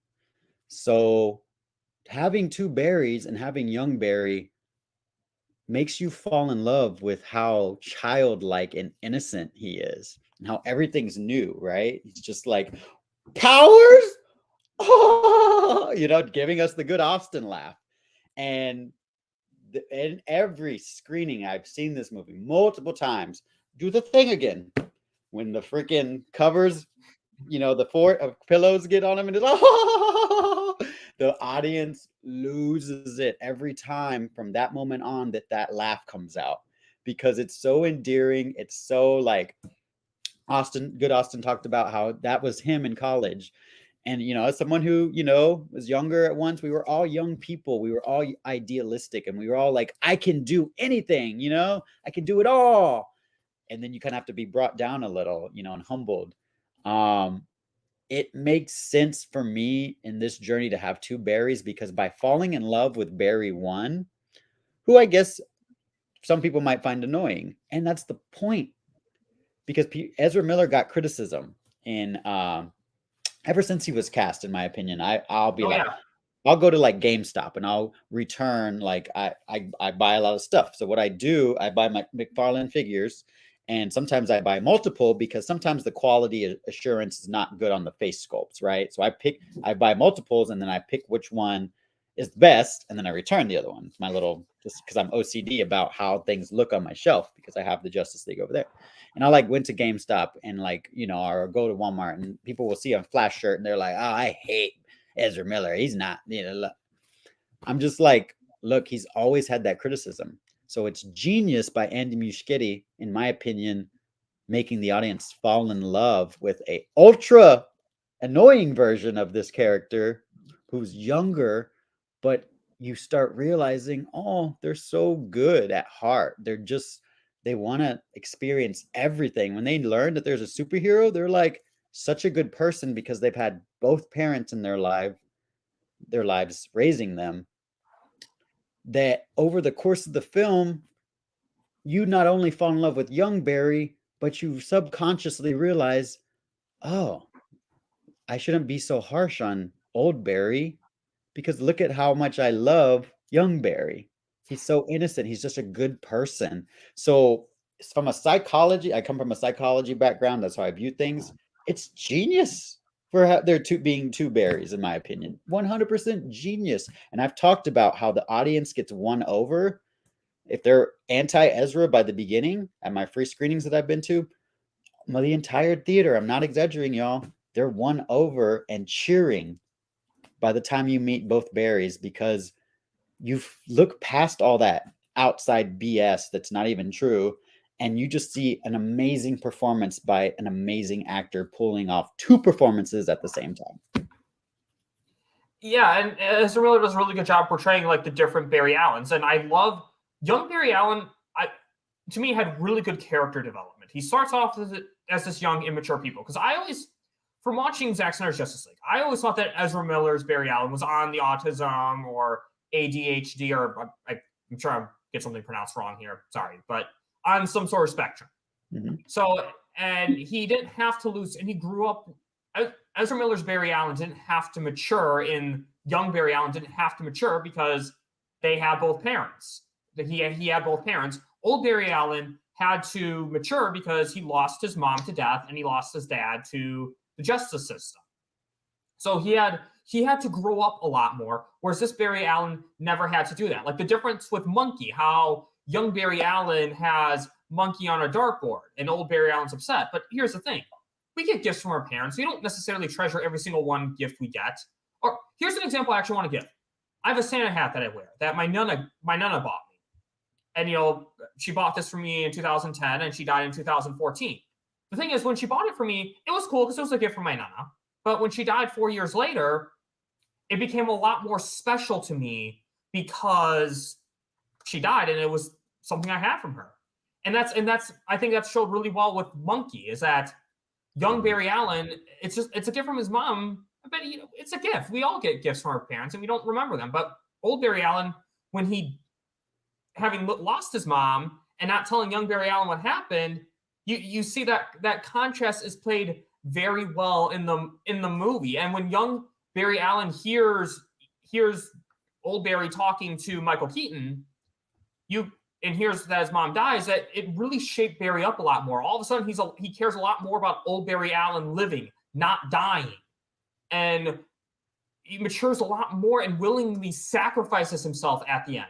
That character development with that Barry Allen, going from this immature child to this old adult, this mature person willing to sacrifice himself to save the multiverse. Like my God, how can you hate on that? That was phenomenal, in my opinion, seeing that growth. Yeah. And like you were saying, like, how he starts off.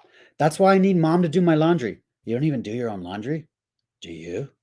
Like he's so spoiled and he has the world, because he has both his parents. And like you said, like it makes him, they're able to be a hero by the end of it. And in a sense, young Barry is almost the lead character. Of course it's Barry 1's the lead character, but it makes that we have an arc. We really have an arc by the end of it, where, like you said, young Barry ultimately sacrifices his life. But because you see it, like after seeing the movie so many times, Barry 1 is ready to just be like, yeah, you're right. I have to be taken out because I'm the bad guy by letting mom not die. Kill me. He kind of accepts it. He doesn't put up a fight. He's going to let Dark Flash kill him. But it's when Barry 2 jumps in, he's like, no, you're way too important. Mom has to die because this universe he accepts that his universe is gone. And that's why he sacrificed himself. So 100% you're right, Bad Dan. And it is all subjective, Rod. Yeah, and you're right. And that's why I want to say, you're right. It is definitely all subjective. I think, unfortunately, just the way social media has been right now. And I'll be honest, I think I'm a lot more jumpy on some of the criticism because of, and we'll talk about the box. Again, I know I say this a lot, but we'll talk about the box office later on. But I think that's kind of making me a lot more sensitive to some of the criticism coming out because of that, because I really wanted this film to do a lot better than it is. But, I mean, you're right. We all have different opinions, and that's why I love listening to the different shows, is hearing the fact that, and one thing I love is that Josh and I disagree with Zod and Faora on some of this stuff. I love that because it shows that we're all different people, different opinions, and we all have different points of view. Yeah. And I love this community. So even though I've heard, people in this community that they didn't like it, and it's kind of like, oh, that sucks. They didn't like it as much as me, but I'm my own person. I have my own experiences, and I am in a different region than some people, and so you have to take into account all that. And that's one of the reasons I appreciate that you let me talk about, when you interviewed me, Bat Dan, on this channel, that I was able to, it's a long interview, it's 3 hours, but the first hour and a half, I think, is me contextualizing for y'all how I'm a fan of SnyderVerse. I didn't like Man of Steel initially when it came out. I was like, I don't know if I liked it. I wasn't in love with the movie, right? But after BBS, after rewatching it and after knowing, contextualizing that this was a universe where Superman was not Superman yet, he was the Man of Steel. And I was like, oh, I get it now. And I removed all my Smallville baggage that I was projecting, that I wanted to see Tom Welling's Superman in Man of Steel. And when I didn't get that, I was disappointed, but it was because I wasn't leaving my baggage at the door, right? So we all have our baggage that we bring to these movies when we see it. And, and with respect, I disagree on some things. Even you and me, Bat Dan, we kind of probably have disagreed on some stuff in this stream. But I respect hearing people's honest opinions. And that's all we can do, is just give our honest opinion how a movie, hits us. We can talk about facts. We can talk about box office later. But I'm going to just say it. I unapologetically love this movie. And one of the reasons is because of young Ezra Miller, Barry Allen. Right there, what you're talking about. I just fall in love with that character. So great. Yeah, me too. And again, I think part of it with me, with some of the people who hate on the movie, I think it's because so many people hated the movie before they even saw it. So I roll my eyes at those people criticizing it a lot more for that reason. But you're right. It's all different opinions. It's all subjective. And again, it's why I think it's a great community, is that we can disagree. And one thing that I kind of want to say with young Barry Allen too, is that it kind of reminded me of because I swear I'd have the same reaction if I saw my 18-year-old self. I would hate him too. I've said this in my spoiler-free review. If I I saw young me, I would get annoyed with the shit out of myself. I mean, truth is, nowadays, I still try to distance I look back at myself, I'm like, why did I act like such a fucking idiot then? I think about that to this day still. So I could totally relate to what Barry was getting annoyed with his younger self. Funny you say that. So I got this shirt yesterday. I was at Hot Topic at a mall yesterday, and I got this shirt. And there was a kid. So it was basically Hot Topic. There was a shelf, full of shirts. And I was trying to look for this one. And a kid jumped up and was like, oh, do you know this character? And he's pointing to a South Park shirt. He's like, you're too old. You don't know this character, do you? And I was like, Cartman? And he was like, oh, you do know. And he was just like, him and his friend were like, oh, that old guy knows. And I was like, in my head, I kind of wanted to say something, but I was just like, I am an old guy, compared to them, so is a mall. It's the middle of the summer here in Texas. We just go and try to cool off, so I could have said something catty or something, but I was like, I am an old guy, but I know who Cartman is, and I've watched South Park way before you kids. So you're right. Just having that experience, like I had to realize in that moment, I was like that too at some point in a store, in a mall, oh, this guy doesn't know who this character is. And they were like, oh, I probably do know that character. So we all have to keep that in mind, is that we can grow as people, we can change our minds, and we can evolve, and we can be better. Just like Ben Affleck said at the end of BVS, men are still good. Yeah, well said. And in Zod, right, I think a lot of people, honestly, in all the factions, are kind of taking it too seriously. And there's some stuff, and one thing I'll say that I did agree with Zod Rider on, I think I totally agree with Zod Rider and still on, was this character, Supergirl, Sasha Calle. I thought she was written very well, or no, sorry. I thought Sasha Calle did a very good job in this movie, and I felt like some of her writing was a little rushed. And I think I kind of agree with what Zod Rider said. I think it is a lot of editing issues, because one thing that kind of bothered me is that, like, Zod Rider and Faora turned around and looked at Supergirl. They looked at Supergirl, and then the next scene, you see Supergirl at the Batcave, no problem. Even if you buy the fact that Supergirl let those people die, how did she get away from them so quick? Like, did she get away from them? Was there a fight? Did they just let her go? How is she all of a sudden back at the Batcave with them when Zod and Faora saw her? So that was an issue I had. Definitely. I mean, in terms of her screen time, I don't know. I think they could have done more with her in the screen time they had with her, but it is a Flash movie. So, I mean, I think some people were going in there like upset that she wasn't practically a main character. No, the movie's called The Flash. She wasn't going to be that big in the movie, but I thought she had some really great lines when she's like, what did you do?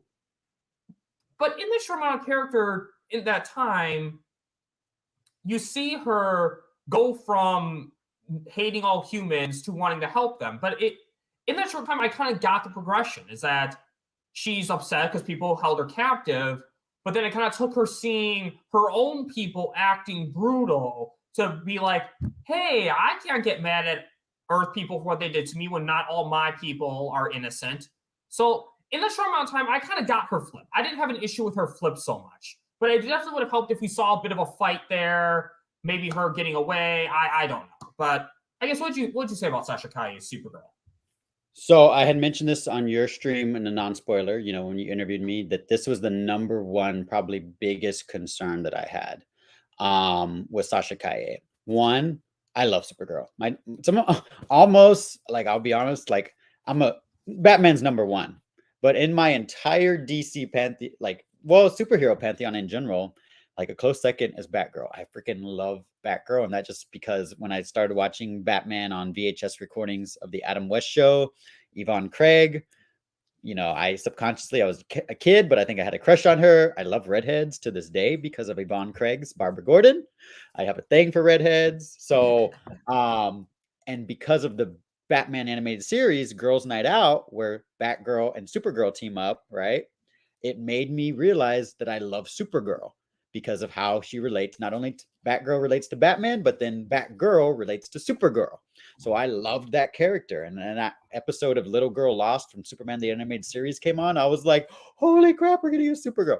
So I know it's nitpicky, but even when Ezra Miller was cast, it's still, y'all, I'm a fanboy, okay? I can nitpick anything. It still bugs me that both John Wesley Shipp, Grant Gustin, and Ezra Miller, none of these MFers are freaking blonde. Barry Allen is blonde, okay? So respect the blondes, because I love blondes thanks to Tim freaking Burton, because Vicky Vale is hot as fuck.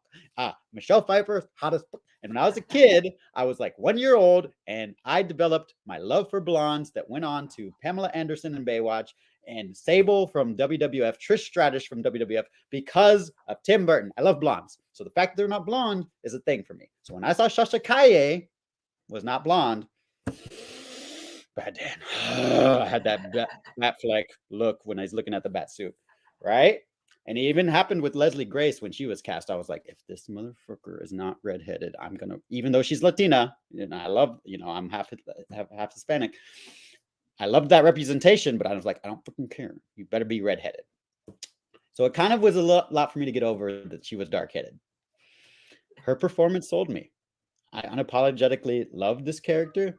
I 100% agree with you that even with Syl, I guess it's been rumored or said by Sasha that there was a lot of her fight scenes that were cut out and a lot of footage that was cut out. And in that scene, I get the criticism. I watched Zod and Syl's stream, and I have respect for both of them, and I listen to their opinion. I might not agree; it's subjective. Their opinion is valid, and so my opinion is valid. Your opinion is valid, Bat Dan. I think that was an editing choice that was wrong, because you see the missile come out after she sees Zod slaughter the Kryptonians in the battle. You see a missile come out and go, and then it cuts back to the Batcave. So we can assume that she intervened, but maybe she didn't. Maybe she was like, well, crap, I don't know what to do. And maybe she just got out of there. The thing that I really focused on in my multiple viewings is, one, I assumed when Syl and Mikey were leaking, because of her suit had the red sleeve and the red, over the shoulders, I was like, I had heard a rumor that they were going to make this version a daughter of Christopher Reeve's Superman, but with the Man of Steel SnyderVerse crest.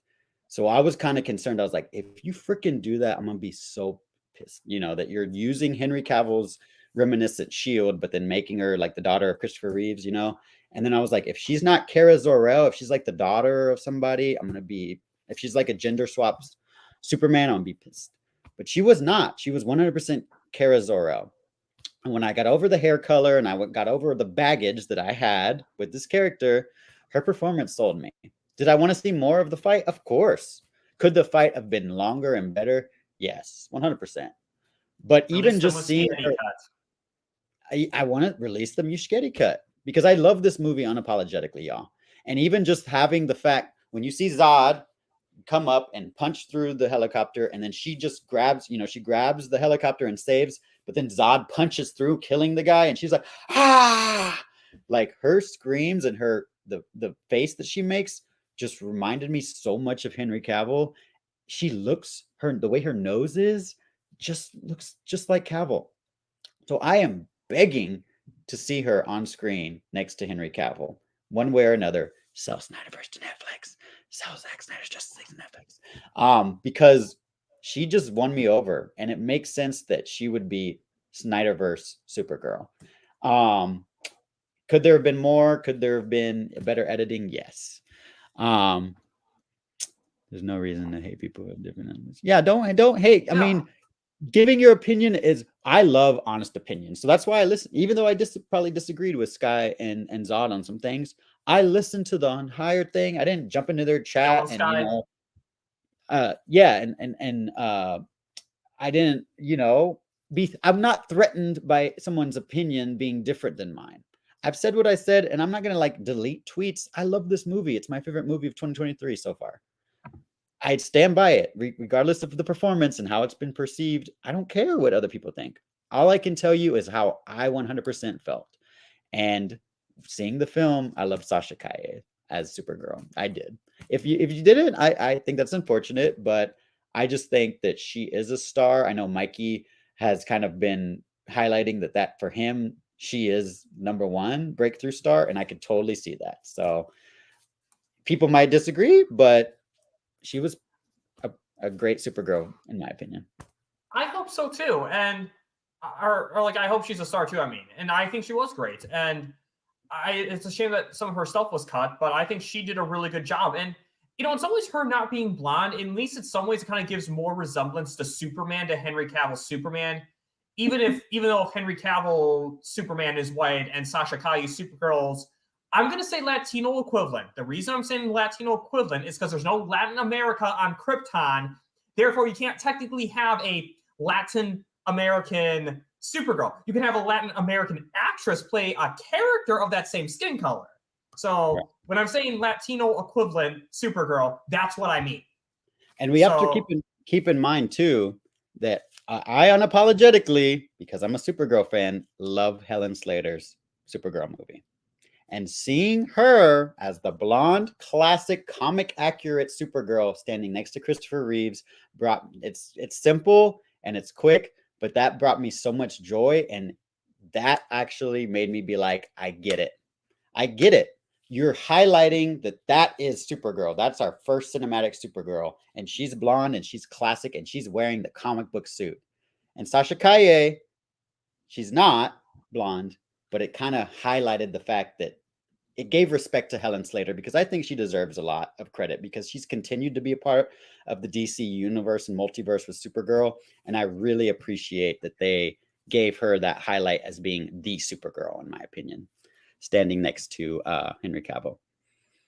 Yeah, I hope that's the thing. That's my tweet said, Zod, is that I just want more of her. That's what I said at the end of my first initial tweet, is that I loved Batfleck, I loved Keaton, I loved Ezra, but more Supergirl, please. It left me wanting more. There's so much potential. If James, I don't really care about James Gunn Universe, his reboot, just the way he conducts himself.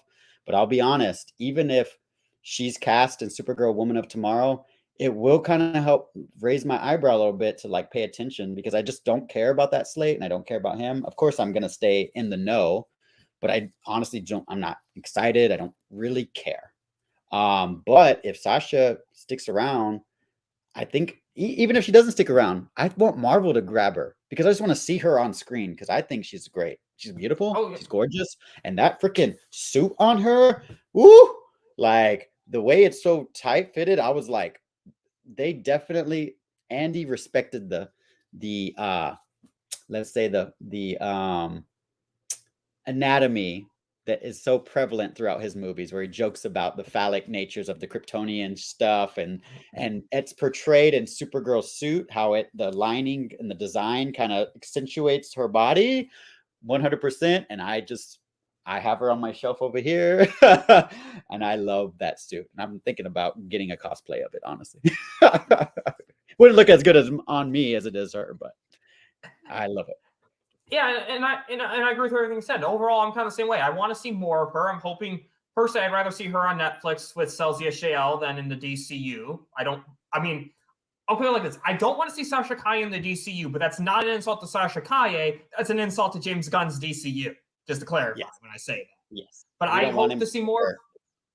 Even the cut. I do think we will get a director's cut of the Flash movie, because, and I think this kind of relates to the box office, is they need to find a way to make more money off of it. And I could totally see this being a BVS situation where the Ultimate Editions receive so much better, and everyone's like, why didn't you release this in theaters? Yes, it's longer, but it would have sold a lot more tickets. So, well, and isn't there like a big gap in 2024 of nothing DC, right? Yeah, so even if it's physical media, just or streaming, that would be a good point. So just to get more Sasha Calle Supergirl, I think there's so much potential with her, and we'll see. So I have a hot take with this next topic, although I think I actually agree with Zod on this one too. And Zod and Sil, I think I agreed with them on this one. I thought Michael Keaton as Batman was much better in the Flash movie than his own movies, but that's because it was the 90s, or technically late 80s. I said 90s in my Batman 1989 review because it's one freaking year. But, good timing. Good thinking. Yes. But it gets hot, so I have to take it off. And because let me tell you, this thing, to have a 71-year-old Keaton back in this thing, props, man. Because I can barely wear this. But continue. How did you feel about Keaton? But his fight scenes was some of the best fight choreography ever. He has a suit that could actually fight. And it was so cool seeing that in action, the way he pulls his cape out. And like, people, I don't mean to go all Zachary Levi when I tell people to see this movie, but guys, please see this movie just for Michael Keaton alone. See the movie if you have not. It is Michael Keaton's. You will see some of the best Michael Keaton Batman action ever in this Flash movie. And Muschietti did such a great job directing him. And he wasn't a goofball. He was Batman. He was smart. He was willing to help Barry Allen get his speed back. He was willing to sacrifice himself, like the way he's like, oh, if I'm going down, I'm taking that thing with me. Michael Keaton was a badass. I kind of grew attached to Michael Keaton a little more after rewatching Batman 1989. But after watching this Flash movie, I like Michael Keaton's Batman even more now. This Flash movie made me like Michael Keaton better than his own movies, just because of the times. Not because Tim Burton did anything wrong, because now we can just better suit, better technology, better stuff.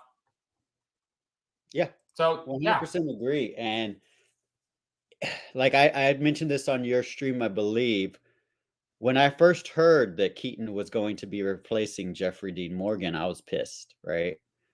Yeah, it felt like he never missed a beat, right, Zod?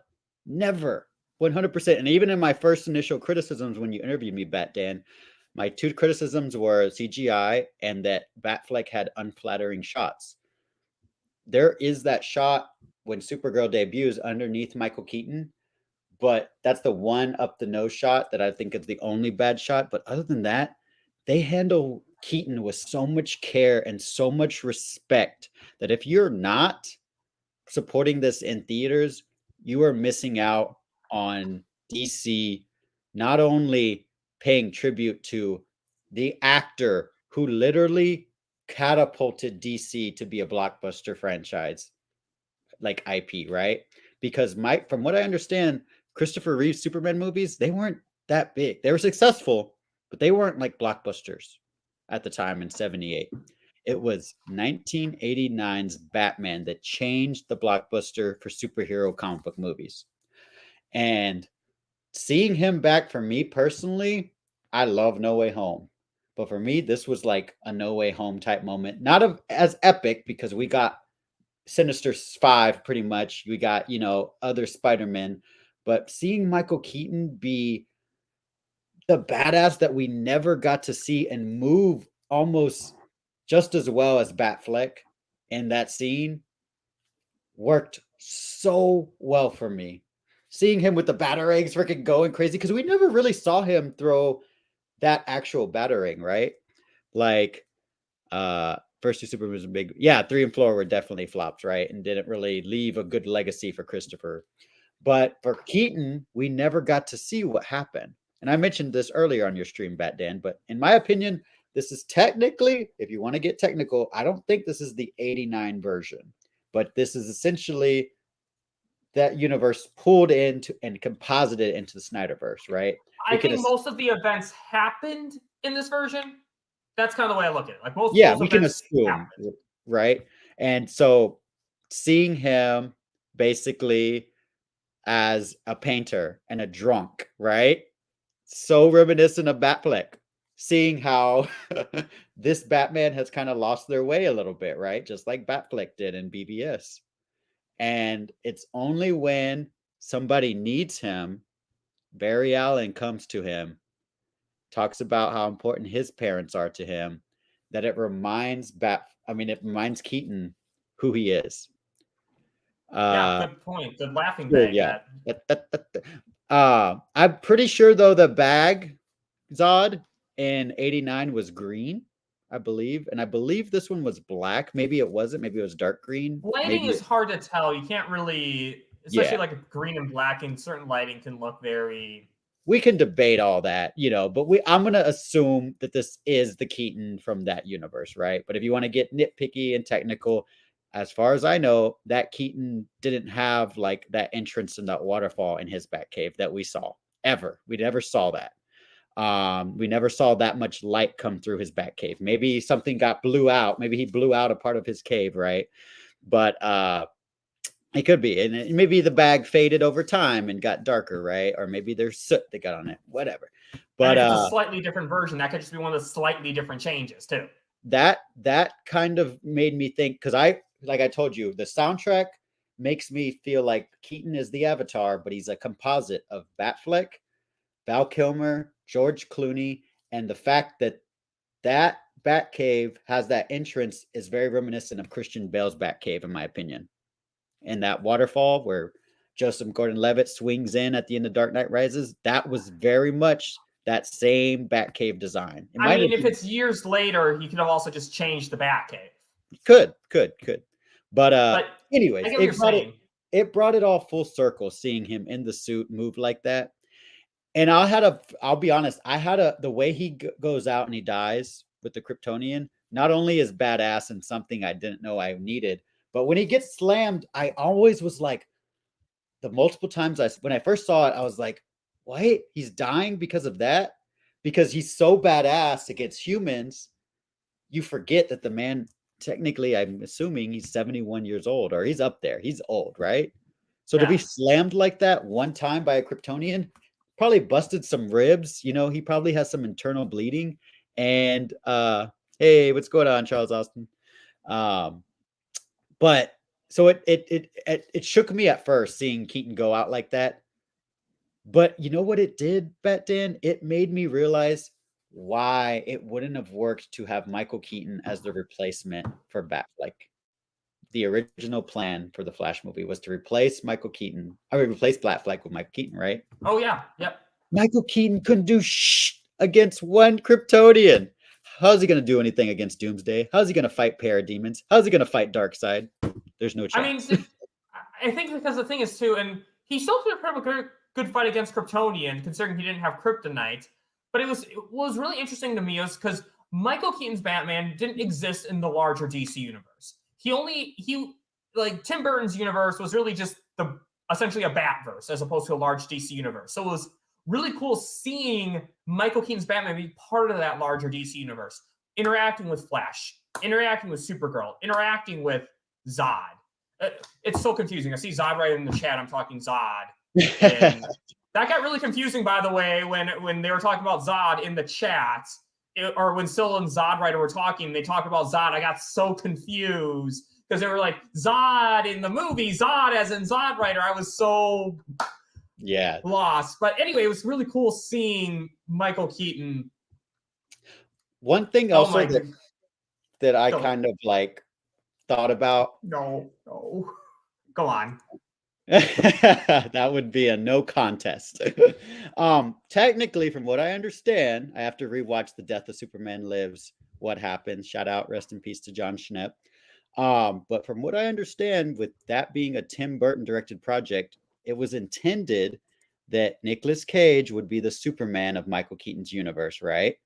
So when I say that, in my opinion, that's not 100%. The Keaton that we saw in The Flash is not 100% the 89, is because we saw that multiverse, right? Apparently in the original script, I believe Batman would have cameoed in the shadows. It wouldn't have been Keaton, but it would basically have been Keaton's Batsuit, and implying that this is Tim Burton's universe, the 89 universe, I guess. So that's why I kind of feel like if this Keaton in the Flash movie doesn't even know about a Superman, you know, there was supposed to be a Superman coming in Tim Burton's ideas. And Tim Burton, as far as I know, wasn't contacted or credited at all either. So I think technically Tim Burton didn't want to put his name on this, right? Michael Keaton just chose to sign up. So that's why I say I don't know if this is 100% technically 89, but we can assume so by all the tea leaves that it is. But I also feel like it is a composite of essentially a Dark Knight who is ready to be put in a Batman Beyond movie, right, Sky? Right, Bat Dan? Well, right, I mean, maybe if people weren't so high on boycotting, maybe. But we keep foreshadowing the end. But so one thing I do kind of want to get to with Michael Keaton too is I really love the callbacks, but the whole "I'm Batman" was very cool to see. But the "Let's get nuts."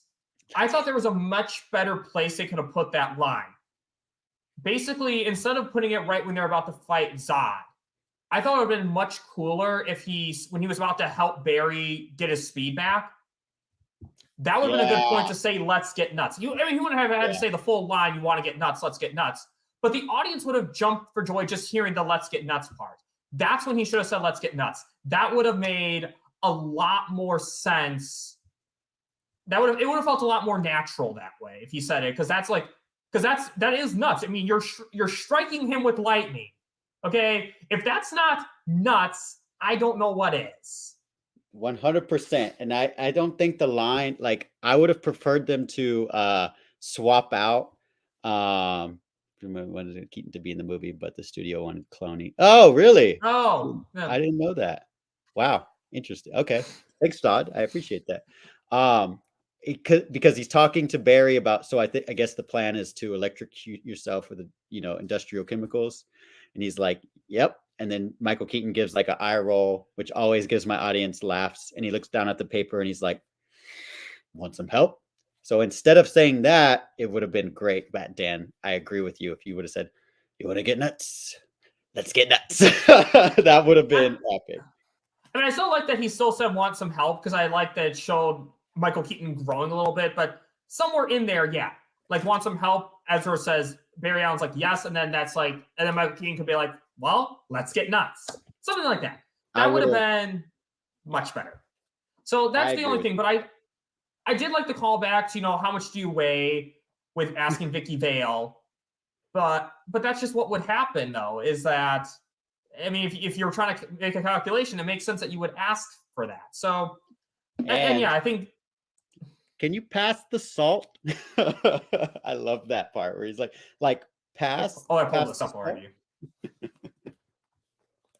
What'd you say? Yeah, I can't remember did I actually pull up SnyderVerse comment, or did you just see it in the chat? I don't even remember. No, yeah, because he was saying I didn't know that Clooney was supposed to be in Superman Lives, but that would make sense that Clooney and this is why Superman works alone. So Superman oh yeah, true. See, because I've always said that to me that the Schumacher, even though you have the same Alfred and Commissioner Gordon, I still consider the Schumacher verse separate from the Burton verse, because of Michael Keaton's Batman being recast, the completely different tone.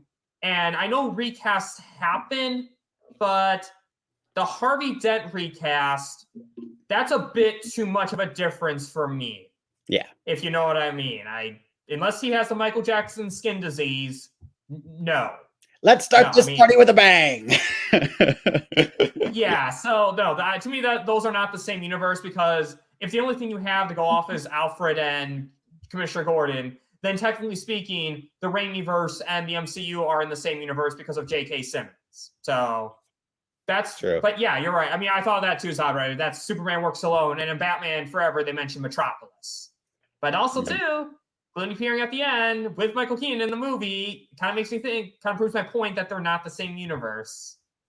But overall, I really do. It was really cool seeing Michael Keaton back as Batman again. I like that he didn't overshadow Flash, because that was one concern I had, is that it was going to feel like a Batman movie. But no, he didn't appear till the second act even. It was still Flash's story. They leaned on Michael Keaton a lot to sell the movie. So before I move on to this next topic, any final thoughts on Michael Keaton's Batman?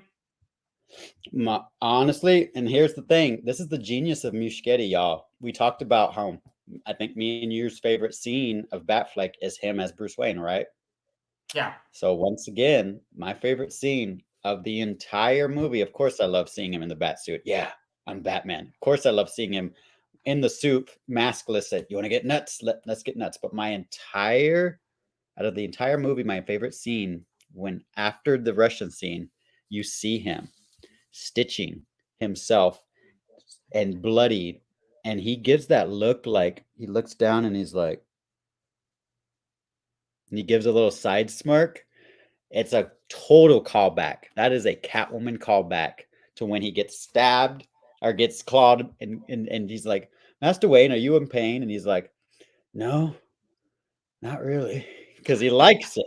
He's so sick and he's so demented that he loves being hurt, and seeing his arm being stitched up reminds him of how much he loves to be Batman. And that is out of the entire movie, that is my favorite scene, seeing Bruce Wayne stitch himself up in the mirror and being like, yeah, motherfuckers, I'm back.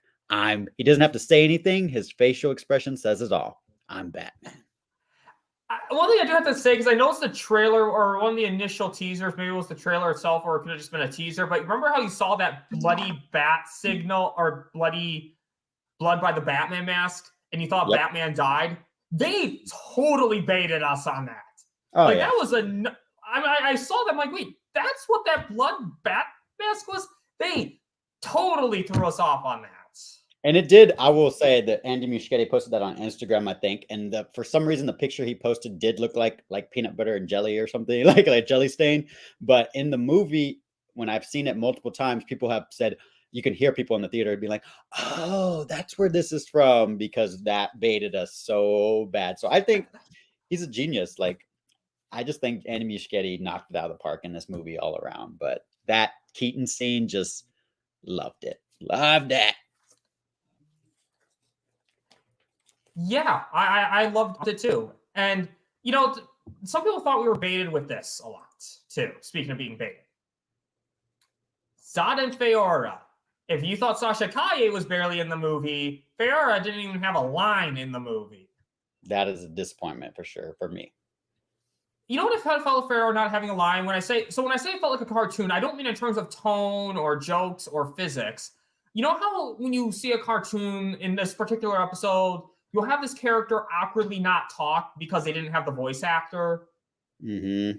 Yeah. That's what that kind of felt like to me, is that it felt like essentially I was watching a cartoon and the actress who voiced Faora was unavailable to do the episode, so she just awkwardly doesn't talk. I mean, just giving her a line or two would have been good. Like, they could have had a good death if it is its own reward somewhere. Even if they just did something like that before about to kill young Barry Allen. If they had done that, that would have been something.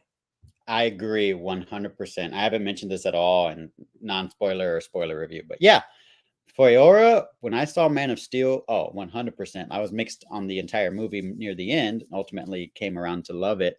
But yeah, Faora was a highlight for me 100% in Man of Steel. So the fact that she wasn't really utilized all that much was very disappointing, but at least she was there. I was glad at least that for me, that checkbox was checked, that you have to have Faora there. I would have liked to see Supergirl. I feel like 100% they had Sasha Calle fight Faora, right? They had to have. Why would you not like have Faora and Supergirl stand off with each other? I don't know. I just feel like that's something that was probably on the cutting room floor.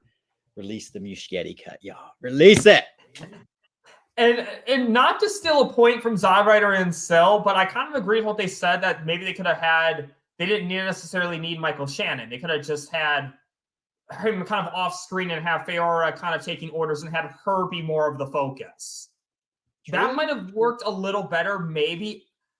I don't know, but we definitely needed more Faora. I mean, just giving her a line. Like, I don't think we needed a lot of them because, again, I think I didn't have an issue with them not being in it a lot necessarily because it's a Flash movie, not a Supergirl movie, not a Superman movie, not a Batman movie. It's a Flash movie. But Zod, Michael Shannon went back and forth on me in terms of his acting. There were some lines I thought he delivered pretty well. Like when he said that he killed the infant.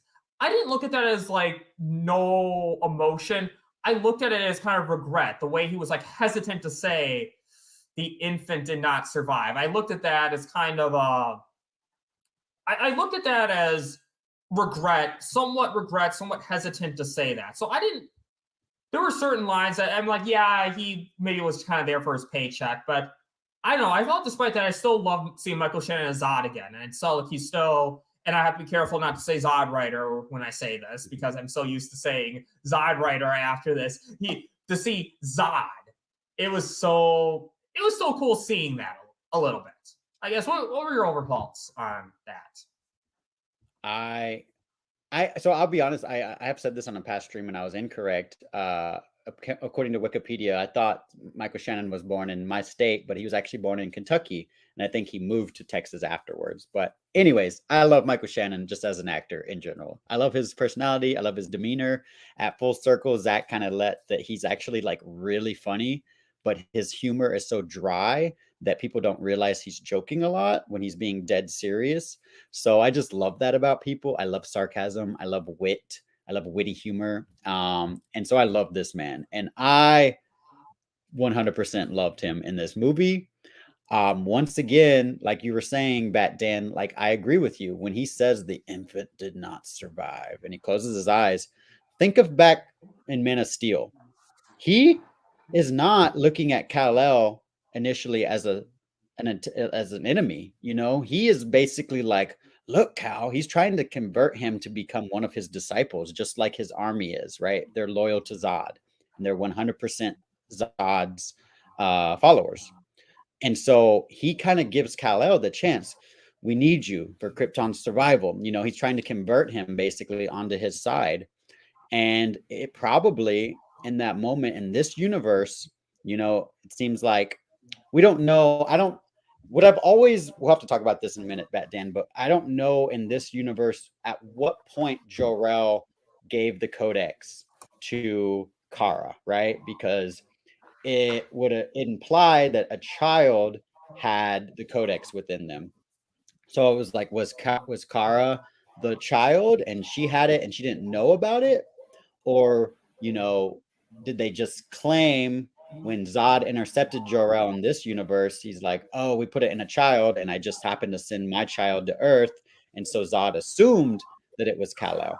So when he says that line, right? Who knows? Maybe he did. I mean, maybe in this time, again, that's the whole thing with the multiverse and the way they did the time travel is that it changed the past. So for all we know, Jor-El maybe anticipated Krypton's destruction and the codex was missing for all these years on Krypton. Exactly. It was the first time I saw the test screening, I didn't get it. I was like, wait, the codex? What? Like I didn't understand the circumstances. So when I saw it again, I was like, oh, it kind of like, that's why I started seeing the film over and over again, because little lines of dialogue hit different. And so I think he probably did intercept Kal-El and ultimately have to kill the child, and it pained him. That is one of his people, right? I have no people, you know, that sentiment, even though that's a different universe, that's SnyderVerse Zod, this universe, you know, he probably hated having to sacrifice one of his own people just to try to keep Krypton alive, you know, and rebirthed on Earth. So the emotion hit for me. Some people, I guess, didn't think that his performance was that captivating. And even from the interview that I love that he gave, he said it wasn't creative, fulfilling, but it wasn't his movie. He was there, let's be honest, he was there to be an antagonist to the protagonists, right? Yeah. So he was there as an archetype. He wasn't really there to give a nuanced performance. And so I'm sure for him as an actor and a creative, it wasn't the most compelling. I'm just the benevolent, you know, I'm Zod and la, la, la. We got to see more of that in Man of Steel, and he got to portray that more. So I was happy that he was there, because even though I hated Bat Dan, the first few times I saw it, I hated how Supergirl went out. Hated it. And I was like, I don't get it. How is she just all of a sudden, when she starts hitting Zod with the battering ram or that satellite or whatever it is, I was like, she just starts getting weak. And I was like, I was like, that's not Supergirl. And then I realized after rewatching the movie, as the battle continues to get more destructive around them, she hasn't been absorbing sunlight as long as Kal-El has in SnyderVerse, right? As long as Clark. Oh, right. So exactly. There's shadows that start forming above her. And when she gets stabbed, she is in the shadows. She's not in the direct sunlight. And when he puts the machine in her to extract the codex, she is once again in the shadows. So also, go ahead. I was going to say, also, I thought it was a Kryptonian blade, too. And Zack Snyder, I had mentioned this on your stream. On Man of Steel Watch Party Day, he emphasized that once again. And I think in a way he was trying to help Muschietti out. Because when Clark first meets Lois, and that Callbacks type machine hurts him, it hits him, right? Or hits him. He gets hurt because in Zack Snyder's universe, Kryptonian weaponry hurts Kryptonians.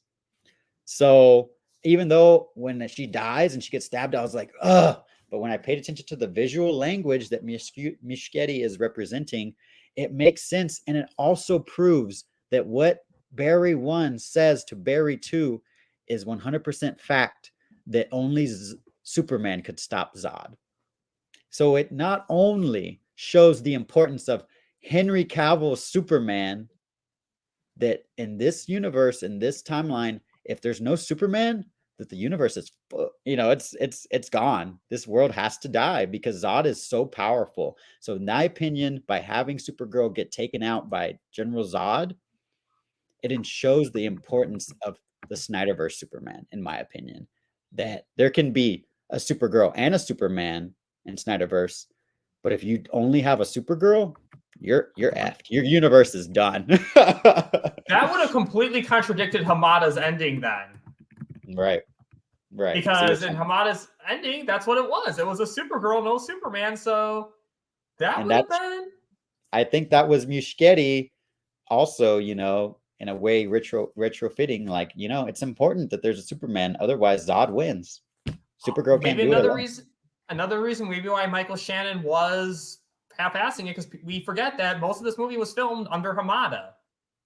So if Michael Shannon wasn't called in for any reshoots, he was filming under the Hamada regime completely. So yep, 100%. And there's no team, there's no Lois, there's no Emil Hamilton, there's no Christopher Maloney's character who is helping get the Phantom Drive projector, right? Because that's ultimately what what Superman does to get rid of the Kryptonian threats, sends them all back to the Phantom Zone, right?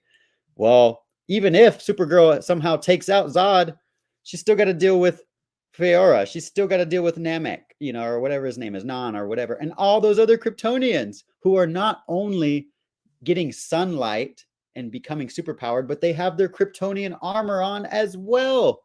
So that universe was effed either way, because there was not a Superman, there wasn't a Lois, and there wasn't a team to send them all back to the Phantom Zone. So I think General Zod needed to be there. I don't think he phoned in this performance, but if people did, that's their opinion. But I love that he was there, and it made me realize how much I love him as a villain. He's just one of my favorite movie villains in general. Yeah, he was a great villain, and I'm fine with him not being in it a lot because, again, he wasn't the main villain. Now, a villain who should have been in it more, who I was disappointed, because to me, this person was the main villain. Dark Flash. I say probably this is where the reason why this film is not a higher rating for me than it is because of this character.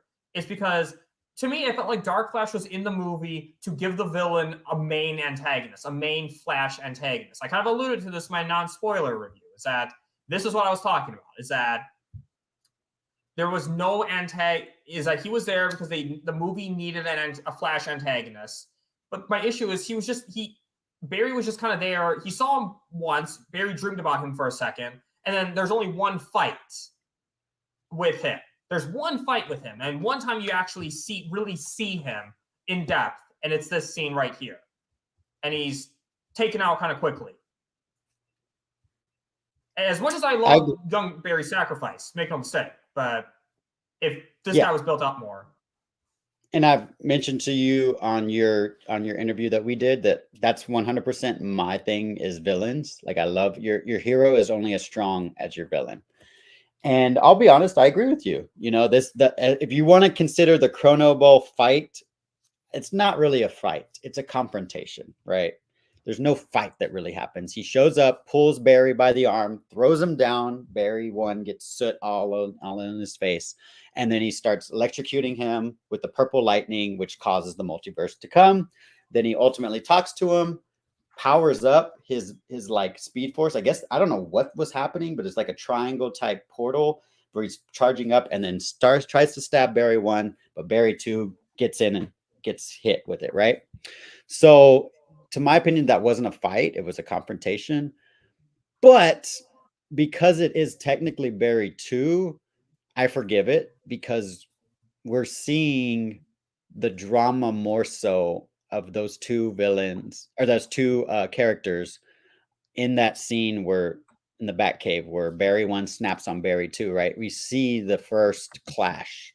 So we're kind of, in a way, we are seeing a lot more of Dark Flash subconsciously than we think we are. Would I have liked to see an actual showdown? I think maybe they could have, like, I don't know, like somehow the Chrono Bowl could have expanded, right? And they could have really like went in between those Speed Force happenings and like hit each other and knocked stuff around. That would have been cool. So yeah, I get it. Like I kind of agree with you.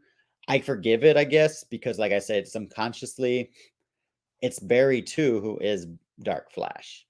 We don't see his full development. And the thing that I want to ask you this question, because I've watched the film several times.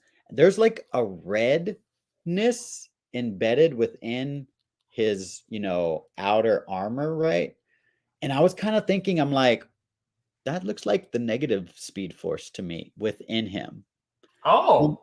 Kind of like if you pay attention when he first knocks Barry out of the Chrono Bowl into 2013 timeline, there's like in his forehead, when you just see his eyes in silhouette, there's like red protrusions coming out and red lightning embedded. And then in his chest, when he comes at the third act, you can see like red. And I was like, what is that? Like, what is that? And I was like, maybe he somehow got the negative Speed Force. But what's interesting is why is it purple? That's what's interesting to me. It's like, maybe they were just doing that to differentiate from Reverse Flash. But yeah, what is your opinion? Why is it red? Did you notice that it's red inside his armor? I guess I didn't really notice that. I guess the only thing I can maybe think, no, red's a primary color. I was going to say, maybe it's because a color mixed with another. No, but red's a primary, so that wouldn't be.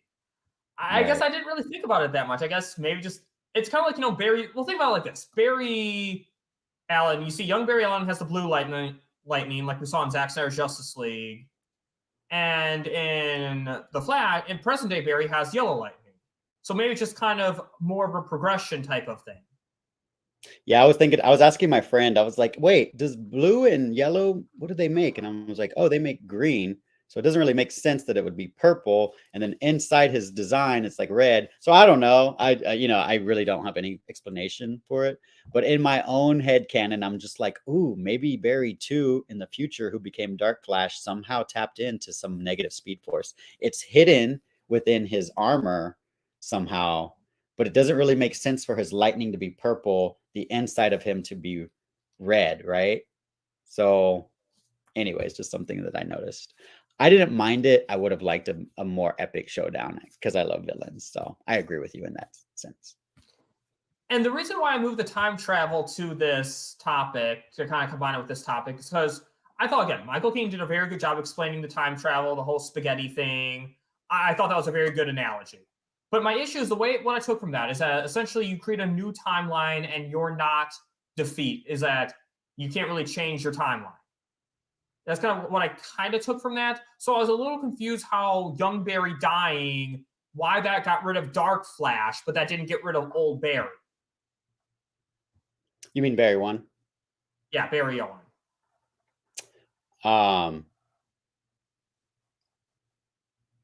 Yeah, I mean, if you really start thinking about it and getting into it, it's like, okay, how it made sense to me that possibly the Dark Flash who knocks Barry out of the Speed Force, right, to 2013, that was a version that successfully killed Barry, in my opinion.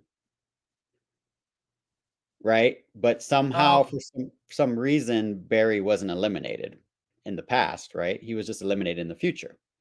So when Barry 2 gets stabbed, that's why in this version of the events, Dark Flash is eliminated, because Barry 2 isn't successful because to be Dark Flash, because he kills himself inadvertently. That's kind of, does that make sense? Yeah, I guess it's always hard with time travel though, because it's always, time travel rules are always confusing and always give you a headache. So yeah, I agree. But overall, again, it felt like he was just kind of thrown in there to give that villain, just so that they could say that this villain has a Flash movie based on Future Flash, not Savitar. That's only CW that's combined those two villains. Savitar and Future Flash are separate villains except for CW. So I would say he was based on Future Flash and not Savitar. So just 100%. And there is a Dark Flash as well. Oh, there is. Comics. Oh, Yeah, okay. I think it was in Rebirth, possibly. So he's basically just he has black lightning essentially, and he just looks like an evil version of the Flash. But I do kind of feel like there's a lot of questions to be answered. I do feel like a criticism I have. I don't know if there's a topic that we can get into this, but I, as a Flash fan, who Bat Dan, who kills Nora Allen at the beginning Reverse of the film, Flash. right? So, and it's weird to me that Andy Muschietti and Barbara, they follow Grant Gustin, they follow Tom Cavanaugh, they were seen together taking pictures throughout production. I kind of wonder if something was filmed with Tom Cavanaugh, possibly, because the way that Mikey and Sil have talked about this script for Flash 2 already being written, Legion of Doom was in there, and Rogues were in that script, apparently. That we may not get anymore because of performance, but we'll get into that later. But they were leaving that question unanswered for a reason. And I think that there was either a tease for Reverse Flash at some point, because you cannot have this origin movie without really explaining who's the person who made Barry the Flash, because that's what happened. By that event happening, led Barry on this path to becoming the fastest man alive. So that is a gripe that I do have, that I feel like they were using Dark Flash as a red herring to tee up Reverse Flash. They're like, we're not going to get to that yet because Tom Cavanaugh played him so iconically. I love the man. I love him as Reverse Flash, right? Run, Barry, run. But that line that Henry Allen gives during the flashback, run, Barry. I was like, oh, I see what they did there. Instead of doing the Tom Cavanaugh line, they switched it. It's run, Barry in this universe. So I love that little callback to the CW and Reverse Flash. Yeah, I guess that's kind of a point too. But here's the thing too. I think Reverse Flash should have teased, but he's too big of a villain to just shoehorn in the movie. So I think it would have been good if, because even the Flashpoint animated series, if you really think of in the Flashpoint animated movie, I don't know about the comics, but in the movie, Reverse Flash is kind of shoehorned in that movie. You really think about it. Yeah, for sure. So I don't know if that would have been a good. It would have been good if they set something up, and maybe we can get into that. There's some topics where that can kind of come up in, but for now, overall, I'd say I think we kind of both agree Dark Flash was kind of a wasted villain, kind of just there just to be there. But yeah, I got all the statues that McFarlane made, but at this point, I haven't gotten the Dark Flash one because an exclusive. Because it probably, I was like, I liked it, but I'm just not like, that character didn't really speak to me, so I haven't gotten that out of all the statues. I haven't. And I wouldn't have even realized that was Ezra Miller, honestly, if I didn't know, because they changed so much. But yeah, overall. But let's get into Let's get into the rest of the third act. So I'm gonna have another really hot take for you that a lot of people are gonna get their pitchforks up at me. I really like the CGI cameos in this movie, to be honest with you. Look, I hear so much stuff. Oh my God, they did something bad with George Reeves about, I don't know, something like, I guess it just happened to be the anniversary of his death, even though it was anniversary of other stuff too. Oh, and wow. Yeah, I guess that's what they were saying. But I mean, it was also came out around the anniversary of Man of Steel too. Man of Steel as well, I mean. And here's the thing. It's not my job to get upset on people. This is kind of what I say. I'm not going to get upset on people's behalf. If the families, to me, it was a tribute to their tribute to these great actors, seeing them on screen again. And they could have just shown clips of it, sure, but it was kind of cool seeing, the way, again, it's kind of like the whole CGI, the stylistic choice. To me, the reason they looked like that is because we were looking through a veil. We were looking through the veil, a portal. That's why it looked the way it did to me. Another thing that I didn't really need explained to me, but again, a stylistic choice that wasn't right for everyone. But I guess for me, I had no problem with it. And I watched The Adventures of Superman with my dad, so I recognized George Reeves. It was really cool seeing him and Christopher Reeve and Helen Slater and Adam West as Batman. I thought it was cool seeing all that, seeing the multiverses collapse. And the reason why, in my opinion, Nicolas Cage's Superman needed to be highlighted more is because you haven't seen him yet. So you really needed to see who he was. And it was a way to get Kevin Smith. It was a tribute to Kevin Smith to get that script somewhat out there. So that's why, to me, that's why it made sense that Nicolas Cage's cameo was highlighted a little more. So that's my opinion with that. So I know I'm gonna get a lot of hate, and I do need a bit of. I do kind of want to clarify something a little bit that I've heard. I mean, people say like the role of Superman killed George Reeves. Here's my thing with that. Is that one, for better or for worse, this happened. I mean, this is work he did, and it should be but I guess the bigger thing is that I guess what kind of happened, the way that my dad explained it to me is that George Reeves got typecast. So like what happened is that people only saw him as Superman. So he couldn't get other work. That was my understanding. So again, it's one of those morally gray areas. The way I look at it is I'm not responsible for these people. I don't know how George Reeves would have acted. For all, he might have hated it, he might have loved it, but I don't know. Even if that's what killed him, to him it might have been like, for better for worse, this is work I did, and it should be honored.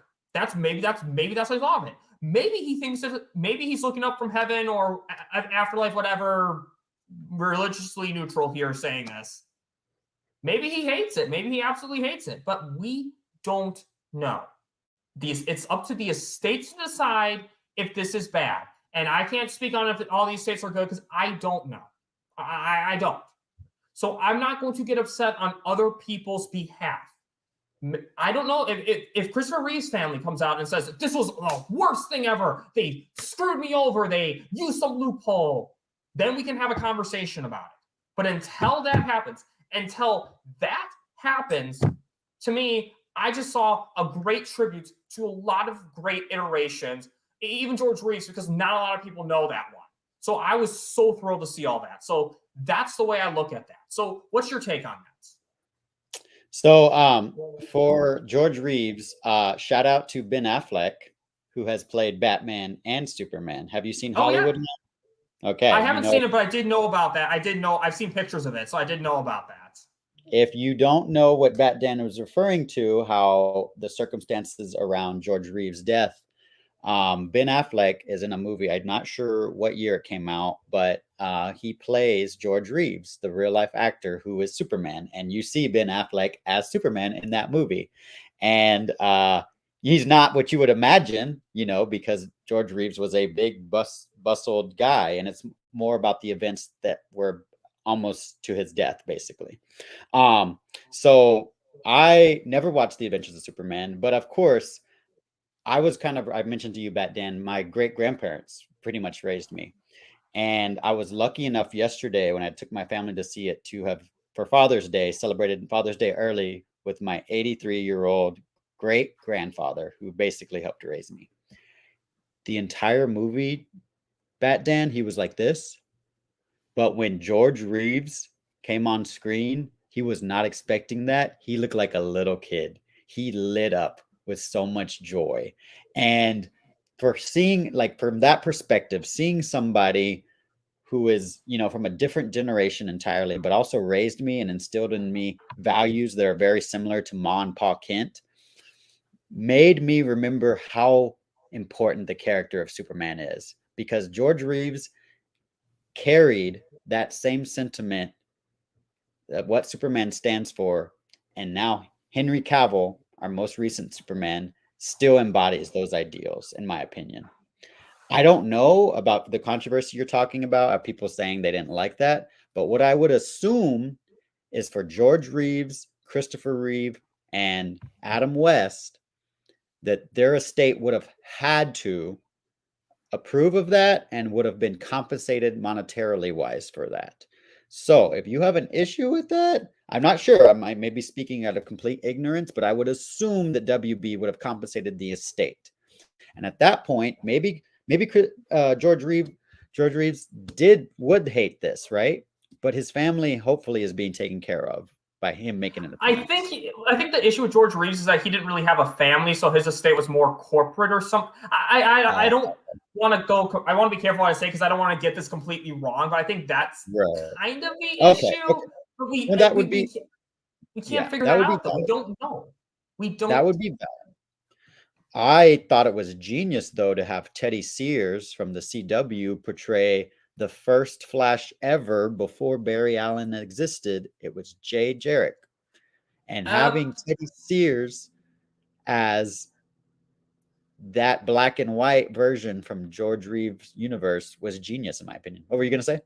He was supposed to be from George Reeves' universe because a lot of people keep saying that he's playing Jay Garrick, but technically he was Hunter Zolomon impersonating Jay Garrick. Right. I'm saying what we saw, we didn't see CW represented at all. In a meta way, Teddy Sears is from the CW playing Hunter Zolomon, who turns into Zoom, right? And then becomes Black Flash or Dark Flash. I forget what they called him. But Black Flash. And if you pay attention to the movie, I've seen it multiple times, you see George Reeves. Look up in the sky. It's a bird. It's a plane. It's Superman. And he turns around and he sees Jay Jarrett in black and white as scenes from George Reeves' Superman series melt around the time, implying that that is the first Flash ever, and it is played by Teddy Sears from Earth 2. I would assume it's from Earth 2, right? Because Jay Jarrett in the comics is traditionally associated with Earth 2. So we didn't see the CW Flash. That was George Reeves' Superman universe and his Flash that we never saw on screen. That's how I took it. Wow, that's actually really cool. And also people didn't really like the cameos, and maybe this was the issue of overhyping the cameos. I think with the cameos, they shouldn't have hyped them up. They should have just let that be a surprise instead of saying we have fun cameos. Because here is the thing. Again, this movie is called The Flash, not The Flash Into the Multiverse, not Flash Lost in the Multiverse or whatever. It's just called The Flash. So I'm not going to get upset if we don't have that many cameos in it. See, Doctor Strange Multiverse of Madness, I gave it a lot more criticism because it was called Multiverse of Madness, not just Doctor Strange 2. If it was just called Doctor Strange 2, I wouldn't have had those criticisms. But it's called Multiverse of Madness or In Mad. I don't remember which. Yeah, Multiverse of Madness. Okay, but so I don't have an issue with that the way that other people did. I guess what's your thought on that? Yeah, no, I mean, the cameos were, in my opinion, celebrating. Let's be honest. If you were younger and you don't care about George, you didn't know who George Reeves was, you didn't know Christopher Reeve. Like I told you with my 12-year-old niece, 10-year-old sister and my 4-year-old niece. They didn't know who the frick that was, and they didn't really care. My mom had to turn to my little sister and tell her, oh yeah, that's the first Superman. But my grandfather lit up like a little kid. My mom knew who that was, and my aunt knew who that was, and they're in their 50s, so mid-50s. And seeing Christopher Reeve was amazing. Reeve and Helen Slater together for the first time ever, because we never got to see that. It was apparently supposed to happen in the Supergirl movie. Christopher Reeve was supposed to cameo, but it never did because of contracts and how he felt about WB at the time. We were still dealing with WB not respecting actors back and during Superman 78 movies, right? And we're still continuing that to this day. We'll get to that later, another topic. But, seeing that for me was just amazing. I loved Christopher Reeve movie. I loved 1 and 2. And I've rewatched. I went and saw this April 18th. Not only was my great grandmother's birthday, but it's also Superman Day, and it was the 45th anniversary of Superman 78. And I went and watched it in theaters, and I loved that Superman. Right? It's a great Superman. It's not my favorite Superman because that's Henry Cavill for me, but there would be no Henry Cavill without Christopher Reeve, and he embodied a Superman for a generation. And for some of those people, they have a hard time letting go. I get that. But for me, I liked Helen Slater showing up as Supergirl a lot more than Christopher Reeves, honestly, just because I love Helen Slater. I just love her so much. I love the CW Supergirl unapologetically. I know people don't like that show, but I loved it. And seeing, for me, my first Batman ever, Adam West, on screen, hearing Eartha Kitt, my first ever exposure to Catwoman was Eartha Kitt. was amazing. And you see Burt Ward and Adam West and their famous climbing up the side of the building. You see several scenes if you really look. And I think the bottom layer you see, I couldn't tell, but you see an umbrella. So I think Burgess Meredith's Penguin is even in there too. And Adam West refers to only the Joker would think of this or something like that. So Cesar Romero's Joker, loved it. And then seeing Nicolas freaking Cage, every time, I don't know how it was for you, but that is the biggest ovation. Of all the cameos, it's always Nicolas Cage that gets the biggest ovation. For me, the second time I saw it in theater, Christopher Reeve is what got the real applause for me. Really? Okay. None of mine really reacted. They're just like, oh, cool. And then when Nicolas Cage, and I think it's maybe a generational thing, but the first few during the test screenings got the hugest applause. And then when I saw the final cut versions, it got like laughs, basically. Not like laughing at it, but like laughing like, oh my God, I can't believe this is happening. And it's interesting to me that that's the biggest ovation in all my screenings. And that was actually spoiled, right? For us, like Andy Muschietti spoiled that before the film even came out after CinemaCon, but it's still getting ovations from people. So I did have to explain. I went and saw it with some friends and they're like, why the frick is Nicolas Cage? And I'm like, well, that would have been your Batman and Tim Burton's, and how I view it, that would have been your Batman and Tim Burton's Batman, Michael Keaton universe. And they're like, oh, okay, I get it. So once you explain to it, I do want to, I've watched The Death of Superman Lives What Happened after John Schnepp died, and it makes me want to like rewatch it, honestly. And so I am planning to do that because of this cameo, because it's just such a great moment for DC fans in general. It starts off in SnyderVerse, and then we get a whole generation of celebrating the things that came before it and kept DC alive to this day. If all those actors weren't honored and respected, we wouldn't be here today. So I appreciate that WB did this, and DC in general. And again, Carter, it's basically just to pay tribute to a project that we would have gotten. That's basically what it was. It was a tribute to, again, it was a bit of an Easter egg for maybe like hardcore DC fans. But that's, again, it was all sorts of different tributes, and it showed the multiverse, the stakes of the multiverse. I didn't need a lot because it's called The Flash, but just seeing that was really cool. So, again, I think both of you are in agreement. We both really love that. But one thing that really saves the third act for me, too, is the emotional scene. And this will take us to our next topic, our last Ezra Miller-related topic. Flash, Ezra Miller. So basically, present day, our Barry 1. That scene where Barry is saying goodbye to his mom, that is such a great scene. And even though I say the third act is the weakest of the acts, even the weakest act has some of my favorite moments. And that one right there, Ezra Miller really crushes it as Barry Allen, feeling the pain of losing his mom, trying to undo his mistakes, wanting to save the world that his mom lives in. Ezra Miller knocked it out of the park in this movie. And I hope that people see this and give them more roles. Like, after seeing this movie, Ezra Miller is the Flash. And one of the biggest reasons why I'm frustrated with this bad box office is I worry about how much is going to be blamed on Ezra Miller, because Ezra Miller did such a great job. And again, we've gone over the accountability stuff, but as the actor, they did so good in this role. And like seeing the speedster, like seeing Ezra kind of having to shape up, not be the comedic relief character and be the kind of the leader essentially of this new Justice League. Ezra Miller crushed it in this movie. 100% agree. And I'm checking. I actually sent the link to this live stream to my family, and my mom coincidentally just texted me and said, shout out to us. So shout out to my mom who's watching this part of the segment. And it was so amazing seeing this scene play out with my mom in the audience, with my aunt in the audience who is like my mom, and with my sister who is also a mom because her kids were there. But yes, this is the highlight of the movie for me. I told you in my interview, Dan, that this is 100% Ezra Miller's movie and he's the star.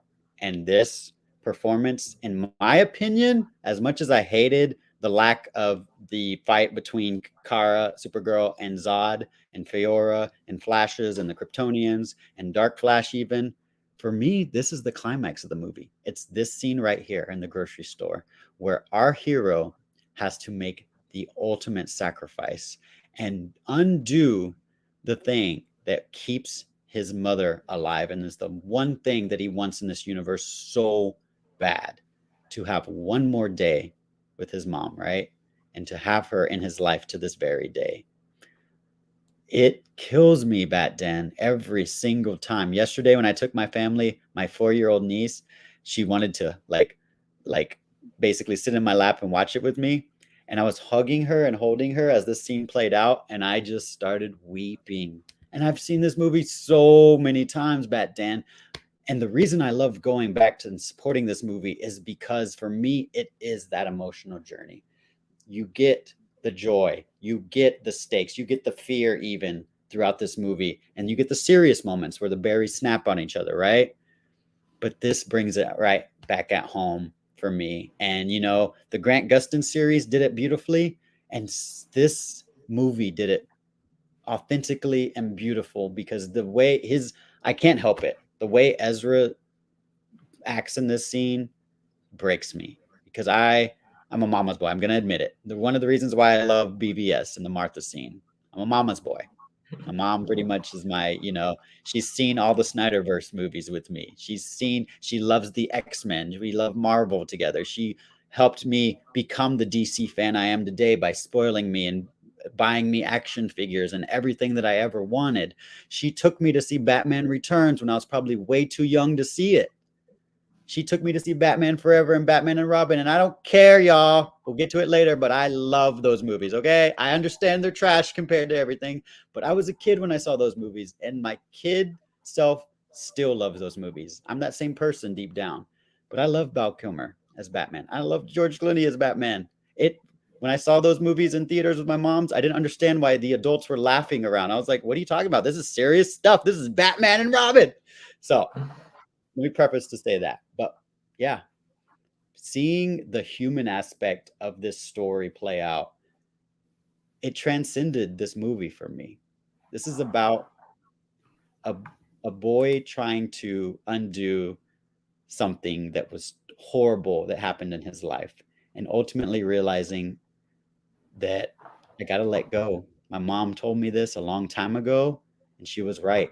By being selfish and doing what I want, I'm destroying others' lives. I'm destroying the multiverse as it's, you know, as it stands. And you even see, I don't know if you've noticed this, but the blue multiverse Earth was Christopher Reeves, and the green multiverse Earth was Nicolas Cage. And those two Earths collide. So we can assume that Nicolas Cage met Christopher Reeve Superman and Helen Slater Supergirl. Oh, yeah. So just a little detail, I'll throw that in there. I've seen it multiple times. I've studied this movie. There's so much, y'all. Oh, by the way, Doomsday is in there, and the Nick Cage in the layers fighting Nick Cage, and Brainiac is in there, the mechanical version of Brainiac. So I'm telling y'all, y'all have to see the movie multiple times to see everything. There is a Dick Grayson shout out in the scene with Batfleck and Barry talking in the alleyway. There's a Wiz Comics shout out. I'm sure you probably spotted that easily. Captain Boomerang is in this movie. Did you see that? I did not see Captain Boomerang in the movie, no. Yeah, there's so much, and I guarantee you didn't catch everything. So as much as y'all want to boycott and whatnot, you're missing out on a DC Universe celebration, okay? Marlon Brando, he's not shown physically, but you see his silhouette in the Christopher Reeves layers. So my mom has been a DC fan all her life. My aunt has been a DC fan all her lives. Seeing Michael Keaton back was the main enchilada, and they had no idea all this extra icing was on the cake, right? On the dessert. They were like, holy crap. They didn't know any of this was going to happen. And ultimately, they fell in love with Ezra Miller through this journey.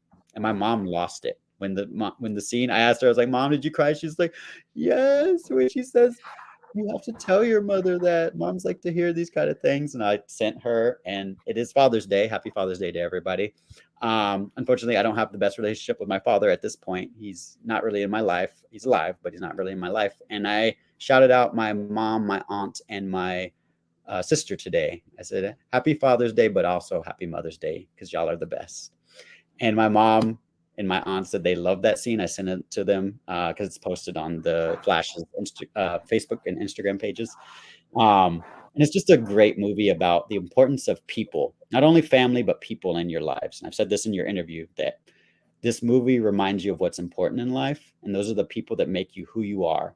You would not be the person you are without people in your life back then, right? You talked about your nonna, I think you said, your grandmother. Yeah, my nana. Yeah. Your nana. And, you still, because you reference that person's important to you, right? And they made you who you are. I don't know if they're still around or they're still living. And even if they aren't. No, that's why the hat was more valuable to me. Yeah. And so that person still made you who you are, right? And you wouldn't be the person you are without them in your life.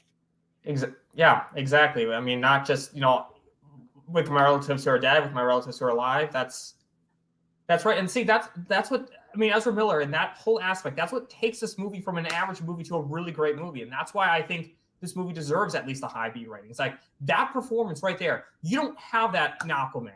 You don't, I mean, heck, you don't even, you have some pretty good emotional stuff in Wonder Woman too. So I don't want to take that too much away from Wonder Woman, but you have that's why to me this film is that right there is why this film blows Aquaman and Black Adam out of the water. This film is way better than those two movies because of that human aspect. That lead is so great, and Ezra Miller shows why they kept Ezra Miller.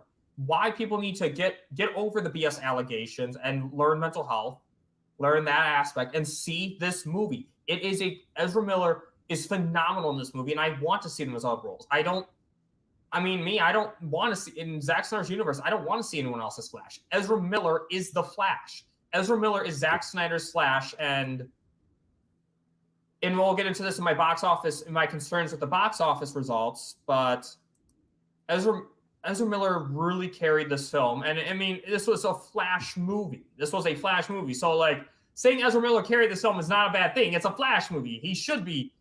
Ezra Miller, it's confusing because Ezra Miller is non-binary, but not necessarily Barry Allen, so switching the pronouns back and forth. But the point is, the main character being the one carrying the movie is not a criticism of the movie. Ezra Miller was phenomenal, and there's just so much great stuff about just Ezra Miller as the present Barry. I guess, do you have anything to wrap up the Ezra Miller topic? Well, I mean, I'm just seeing the people in the chat, kind of realizing too that, it is Father's Day, and it is, it is emphasized how important Barry's mother is, but also his father too, right? And I just want to say, shout out to all the dads, because even though I don't talk to my father, I want to shout out my own father, because I would not be the man I am today without him. I would not have my love or passion for DC, because he also, even though I was primarily raised by my mother, he would see me on weekends and whatnot. His father, my grandfather, was the one who recorded Adam West's TV shows for me, and I still have those VHSs to this day. And so, because my grandfather loved Adam West Batman, my father loved Adam West Batman. He was a big baseball player, back in the day, a big baseball player. And guess what the name of the team that he played on was? The Jokers. Oh, wow. Yeah, and I still have the baseball cap. And so he even he had a little old school, I have it to this day, Adam West replica Batmobile, the Hot Wheels. And it was like one of the first editions that came out, because my grandfather gave it to my dad gave it to me. And I still have sketches that my dad would draw, because I loved art, and he would draw Batman for me. And he got me, when I would go visit him, he got me cakes with Batman printed on them. I had a coloring book, and I was like, I want this picture of Batman on a cake. And he and my mom found a way to make that happen. So even though I don't talk to my dad, I want to say shout out to my father for making me who I am today. And Ezra Miller's performance with Ron Livingston was amazing. You don't really see them on screen together other than the flashback scene, right? Where he says, Barry, early in this universe, what universe is this, right? And it's great. And that the way Ron Livingston reacts with young Barry and then older Barry, it sold me. And like I told you, I was like, yes, I want Billy Crudup, but Ron Livingston and Ezra Miller also were just as important. Zack's movies emphasize mother and fathers, right? they emphasize those parental relationships, but then growing beyond that and finding a chosen family. That's what happens to all the Justice League members. They have mothers and fathers ultimately, but circumstances cause them to not be in their lives anymore. And then the Justice League finds people, like-minded people that have the same goals, same morals, and same motivations. Like just like this community has found each other. We are all in this together. And even though we might not agree on how this film has, hit with us, one thing is for certain, like you said, Bat Dan, Ezra Miller is a star, okay? You cannot take that away from this movie. He has knocked it out of the park in this role, and I love them so much. I'm sorry. I want to apologize if Ezra Miller sees this. We both have probably misused the pronouns, but I think Ezra Miller will give us grace. And Angie Muschietti comes, he's Argentinian, I believe. And so that is baked into the language of pronouns, he and she, Elle and Ea. So, I apologize for misusing the pronouns, but Ezra Miller, you are a star, and 100% Barry Allen, the Flash, the fastest man alive. So if it makes you feel any better, Zack Snyder said he too. Yeah, Ezra Miller. That was leaked out. Andy even apologized on the press tour prior to that, and Ezra apparently doesn't mind, he doesn't get offended or anything. He understands. And so, he is portraying the fastest man alive, so it's because he's so perfect as Barry Allen, he's like, oh, okay, I can forgive you because I am that character. So. But, and that shows how good Ezra is. And Ezra, I think Sill's right. I think Ezra Miller will definitely get roles. Maybe it probably won't be leading any big blockbusters just because of some of that controversy and the film not doing well. But that doesn't mean that Ezra can't get any side gigs. Heck, I'm so hopeful for Zack Snyder's Justice League 2 and 3 if we get that on Netflix. Because, regardless of what the official goals of the movement are, my preference is still getting that same cast. Like, I'm not necessarily want to encourage the idea of a recast, but point is, I feel like in an ensemble role, it wouldn't be as big of a deal because you don't have to market Ezra so much in an ensemble show. Like, he's not the lead there. And the fact that Zack Snyder mentioned that they text that, or I use they for Zack Snyder and not Ezra.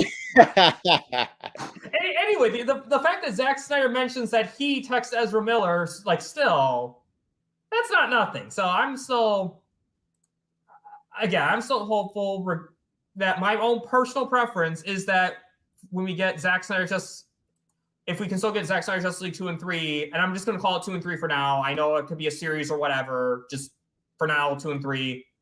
I'm still hoping that it's Ezra Miller. I'm still hoping because Ezra Miller knocks out of the park, and I'm hoping that maybe through streaming or that Ezra Miller can rise a little bit more in fame, and it's a good movie, and so much. I really hope great things for Ezra Miller in the future, despite all this stuff. And even because I know the endings where people get upset with, so kind of we'll break this down into two topics. What do you think of George Clooney? How that was executed? So when I heard Sill, shout out to Sill, hashtag Sill was right, Scoop Supreme, and Mikey Sutton. I read the Flash leaks. I can't remember when, but there was a stream that Mikey and Sill did where pretty much everything was verbatim telegraphed. And shout out to y'all because after I saw the final cut, I text Sill and I was like, you were right. And he liked it. And he was like, yep. And that's why he was like, keep on coming, keep them coming, keep DMing me and stuff. But when I heard about it, I was like pissed because we know originally, I guess that one. Yeah, I got it from Hot Topic, Necron. I actually got another one. I got a Keaton one. I'll grab it in a second. But there's a sale going on. Buy one, get one 30% off. So check out your local Hot Topic for Flash merch. Yeah, Bat Dan, I love your hat too. Which you can't see it well, but it does have the... It matches, right? It's basically... Yeah, it doesn't have the lightning, but it does have the bat symbol. DC shop, right? Yeah, I got that at DC shop. I got it because I wanted a good Flash hat for my Flash videos, and... It looks legit. But so when I heard about what they took out was the ending with Henry Cavill, Gal Gadot, Keaton, and... hopefully Sasha. That'd be so cool. So I just wanted to address that real quick. I wouldn't mind. Oh yeah, I mean, hey, there's gonna be a lot more movies, right? This is just part 1, I think, of Rebel Moon, so yeah, there's potential. If say James Gunn doesn't use this Flash, well, guess what? We know that WB isn't using that cyborg. Well, maybe Zach will use that actor. So shout out to the SnyderVerse living on one way or another. And I didn't like that this was going to be the ending that James Gunn apparently used as a directive, right? We had heard once he was hired, he made them take out Henry Cavill, Gal Gadot, Ben Affleck was supposed to be the post-credit scene, and Keaton and Sasha would have been merged into our universes, right? Yeah, essentially, like Cavill was there, and they were that was still going to be part of the problem that they were going to resolve in future movies is Keaton being in that universe. Because remember, at one point, Mikey Sutton scooped Brave and the Bold for Ben Affleck's Batman movie, where Michael Keaton would be in it. Exactly. So it was setting that stuff up. So that's the point. We lost that in the Flash movie because of James Gunn. So just to reiterate to everyone watching, the Flash 2 script is done. Insiders have said it features the Legion of Doom even. And I don't know at what point, but the Brave and the Bold, I guess, would have been, instead of 2 Flashes teaming up, we would have got Ben Affleck Batman and Michael Keaton Batman. That was nixed because even before the reboot announcement, Ben Affleck had his own ideas, is what Mikey Sutton said. Okay. It was like an idea that was in development that got shot down, basically. Essentially, we would have had Michael Keaton merged with the SnyderVerse. That was what was going to happen. And James Gunn came in and made them put in George Clooney, which when I heard the scoop, I was like pissed, right? I texted Syl a few days ago, and I was like, I'm pretty shocked that at all my screenings, y'all, of the final cut, audiences love it. Same here for me. I mean, surprisingly, I don't hate. I mentioned earlier, I don't hate Batman and Robin. I was a kid. I remember getting picked up in middle school. My mom and my stepdad saying, we're going to go see Batman and Robin. And I was like, holy crap. And I remember there were 3 guys sitting in a few rows in front of me who were older, had cowboy hats on, and they were just laughing at the movie the entire time. And I was like, I didn't get it. I was like, why are they laughing at this? Is a serious movie. This is cinema. And of course, looking at it, of course it's flawed. Of course, it's probably one of the subjectively worst Batman movies, but I unapologetically love Batman and Robin. I love it. I want the car. Chicks dig the car. This is why Superman works alone. I loved Alicia Silverstone as Batgirl. I'm not Barbara Gordon. I'm sorry. I think it was Barbara Wilson. Yes. She's the niece, right? So that was our first cinematic Batgirl. I love that movie. So seeing it with my mom, my aunt, and my grandpa yesterday, my nieces, my little sister, they had no idea who that was at the end. But the ovation that the entire theater, it was full of older people besides my nieces and nephews, it was electric. And it's been electric at every single screening. I could have done without the whole tooth gag. And I paid attention to my screening yesterday, Bat Dan. I'm pretty sure, I don't know if Syl or Mikey has confirmed this, but that tooth gag was a reshoot by James Gunn, I'm pretty sure, because once you see Barry 1 get electrocuted, and Barry 2, you can see the entry point of the lightning and the exit point of the lightning. However, after the tooth gag scene, it really cuts. They were obviously reshoots because after he hits Barry 1 hits his face on the floor, right, and his tooth is missing, there's no longer, they forgot to put the exit of the lightning. So that tells me that was a reshoot by James Gunn at the last minute, more than likely. I'm just assuming. And so when the teeth falls out, when it falls out, the audiences laughed.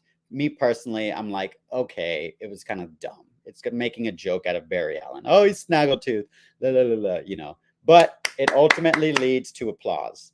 So I'm shocked that it works in my screenings. I don't know what you felt about it, but yeah, I could have done without the whole tooth thing. And even I kind of agree. Now that you mentioned it, I do agree that that's probably the one part in the middle of the film that Gunn did have reshot. I was fine with it because here's the thing. As much as I hate what they're doing with the reboot, I understand why that scene was cut because it wasn't like Barry was just home. He wasn't just home with everyone. It was leading to other things. That's why Gunn had to cut it because they weren't going to tease more if they weren't promoting it. So I get that, and that's why I respect that it kind of ended off kind of an ambiguous ending. It would have been nice if it could have been Ben Affleck and Barry being like, I'm home, something like that. That would have been nice, something that they could have done a closure that way. But it was kind of cool to see the multiverse, just showing the multiverse more and just paying a tribute to another Batman who has fans. But also, I just respect that regardless of the quality of the movie, it's a Batman that exists. So I was fine with it. And it furthers my thing about the Schumacher timeline and the Burton timeline being separate. So I was honestly fine with Clooney. I had no real issues with it. Putting aside why the scene was cut, I was fine with it. The Clooney thing was fine with me. Now, I want to tell you what I think about the Aquaman scene, the Aquaman post-credit scene, because I think Barry Allen, I don't think that's Clooneyverse, because they imply that Barry Allen has done this multiple times at this point, seeing different Batman. So I don't think that's Clooneyverse. I think that is DCU. I think Barry Allen is in the DCU, and Aquaman is going to be, essentially, Jason Momoa is going to be a variant, essentially, in Aquaman 2. Is that, you know how James Gunn is used the Flash movie to take his stuff from the DCU and make it canon to the I think it's going to be the same thing with Aquaman. And the reason why I think James Gunn kind of needs Ezra and Jason Momoa in his DCU is the Peacemaker cameo. Yeah. So that way the Peacemaker cameo can be canon. I mean, James Gunn wants his own Superman because that's his legacy, hence Superman Legacy. But Jason Momoa and like Flash and Aquaman aren't as big of a characters, so I think he's okay. I'm guessing it's not as big of a deal for him borrowing those elements. So I think what we got there with Wacky Aquaman is the tone for James Gunn's DCU. And guys, it's definitely not the SnyderVerse Aquaman because Barry says his Aquaman. So. Yep. And let's be honest. Let's think about the slate that James Gunn for the DCU. I don't remember seeing a Flash project on there. I don't remember seeing an Aquaman project on there, right? So, from my opinion, you're 100% right. This is the Gunverse. He got there, but off screen, we didn't see that. And I think the dialogue suggests that Barry he probably went and saw Val Kilmer. Maybe he went and saw the Gotham version. Maybe he went and saw, all the versions. Ian Glenn from Titans. Ian Glenn. Yeah, they were all Batman. He would have just said, they were both Batman. If there was only two that we saw, he would have just said it like that, but he said multiple, right? And it's implied that the reason why he keeps going to wrong universes is probably because he wants his dad out of jail, right? Yes. So by keeping that change, he's somehow still not able to get back to his universe. In a way, I didn't like this scene at all. I did not like it. I tell my family members and my friends, I'm like, you need to see this because of the actor who shows up, who is Jason Momoa. Most of the women who I see this with, or the men, I'm like, oh, you're a Jason Momoa fan. You have to see this. But when it actually plays out, they're disappointed. And I told Sil this, and I told Sky this, and I was like, I feel like the post-credit scene is self-sabotage, making jokes out of Flash and Aquaman, but also kind of shoving them to the side because I don't think in the DCU, those characters will be shown. I guess Jason Momoa will be Lobo, and I doubt Ezra Miller, after the box office performance, will be the Flash in the Gunverse. But for people that don't know the tea, don't know the drama or anything, there were some laughs in my theater, but it was very mixed. At all my screenings, the Clooney part ending gets an ovation, and that's why I said what I said to Austin and Leon and Sky is like the post-credit scene to me feels like it's undercutting the epicness of the adventure and playing those actors for laughs. So I did not like this at all. I understand that Ezra and Jason Momoa had to do what they had to do under contracts in order to potentially be rehired for these roles. So I don't fault them for doing what they needed to do to get their money. Same thing with people yelling at Jason Momoa too for everything. Yeah, like I've said this unapologetically. Like, I'm gonna watch Aquaman 2. I hope it's good. Doesn't sound like from what I've heard that it is, but I'm gonna be there. I freaking love Aquaman. Okay, as somebody who's half Hispanic and half Irish, German, Black Dutch, I come from different worlds, and so that journey that Aquaman has gone on, feel like he's having to be pulled between two different worlds. I just love that. I love it. It's goofy. It's wacky. There's a octopus playing drums. I love all of it. I don't care. It's one of my favorite movies. But I do not like how James Gunn made a joke out of these characters. It just further enforces that I'm not excited for his universe. It does feel everything that's been happening, like Sil reported on the Micah Rosenbaum interview, the Smallville coming back again with Smallville. I mean, it's blatantly obvious, right, that the Smallville actors are embedded with James Gunn, right? Yeah, they're trying to. It's painfully obvious, right? With Michael 100%. Rosenbaum being in Guardians of the Galaxy and using his podcast as a way to subtly, we don't know, we can speculate, but subtly bash Jesse Eisenberg's, Lex Luthor. It's petty, it's childish, it shows regardless of whose Lex it is. Regardless, he bashed a Lex Luthor. That is a fact. We just don't know which one, and that's petty. What you were gonna say. Yeah, and even James Gunn, if you look at his response and you're not actually reading him and paying attention, he shouldn't have responded. He's a CEO of a company. You can just see the dichotomy. Look at the red carpet and look at how Peter Safran just aesthetically looks and how he's posing, and then look at James Gunn to the side and what he's dressed at, and it's just, it is what it is. He's a creative, and props to him for being hired in Hollywood for this position. I still to this day do not understand how the Suicide Squad could flop that hard and he could be hired. But hey, look at what Guardians 3, which I didn't really like. I didn't like Guardians at all. I fell asleep twice. Sorry, guys. I was in IMAX at an advanced screening. I fell asleep. I woke up when the otter was shot. I was like, oh, what's happening? I love the actors. I love the Guardian actors, and I support them. But I don't like James Gunn movies other than the first Guardian. That's my journey. And it just, this Flash ending informs me why I just will be probably checking out of DC after Aquaman 2. I will be going and seeing Blue Beetle unless new information surfaces, like if, Zolo Martin Dueña starts talking crap about the SnyderVerse, maybe, he did. What was that? I didn't see that. Oh, sorry. He didn't level up to be an exec. That's basically that is my thing. Like, it's subjective. I don't like most of his movies other than the first Guardians. It's his tone, though, on Twitter and the way he conducts himself. It's not as a person. I'm not a fan of him as a person in general. His movies are debatable, but how he's conducted himself, and his community is the toxic community, 100%. Like, we've seen it in this community, and I've watched streams where our community is being attacked by people, exactly. When my sister watched the Snyder Cut, I had a friend, actually, a girlfriend from my prom date. She was like, ooh, then that scene that you're talking about where he chugs the bottle, my friend said, ooh, my lady parts were tingling during that part. She went and saw the movie with me on Friday, and she was pissed at that scene. She was like, they made him a fucking joke. And I was like, I know. That's your James Gunn universe. Okay, so I know I've said that this Flash film is not Josstice League. I've said this over and over again.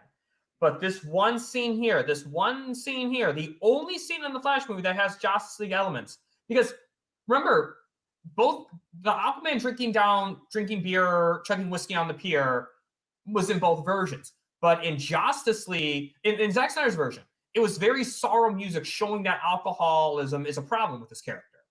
But again, it shows how music creates tone. But in Josstice League, you were playing that hip punk song, I'm drunk as a skunk, and it was a cool music and making you think like, oh, he's so cool because he's drinking.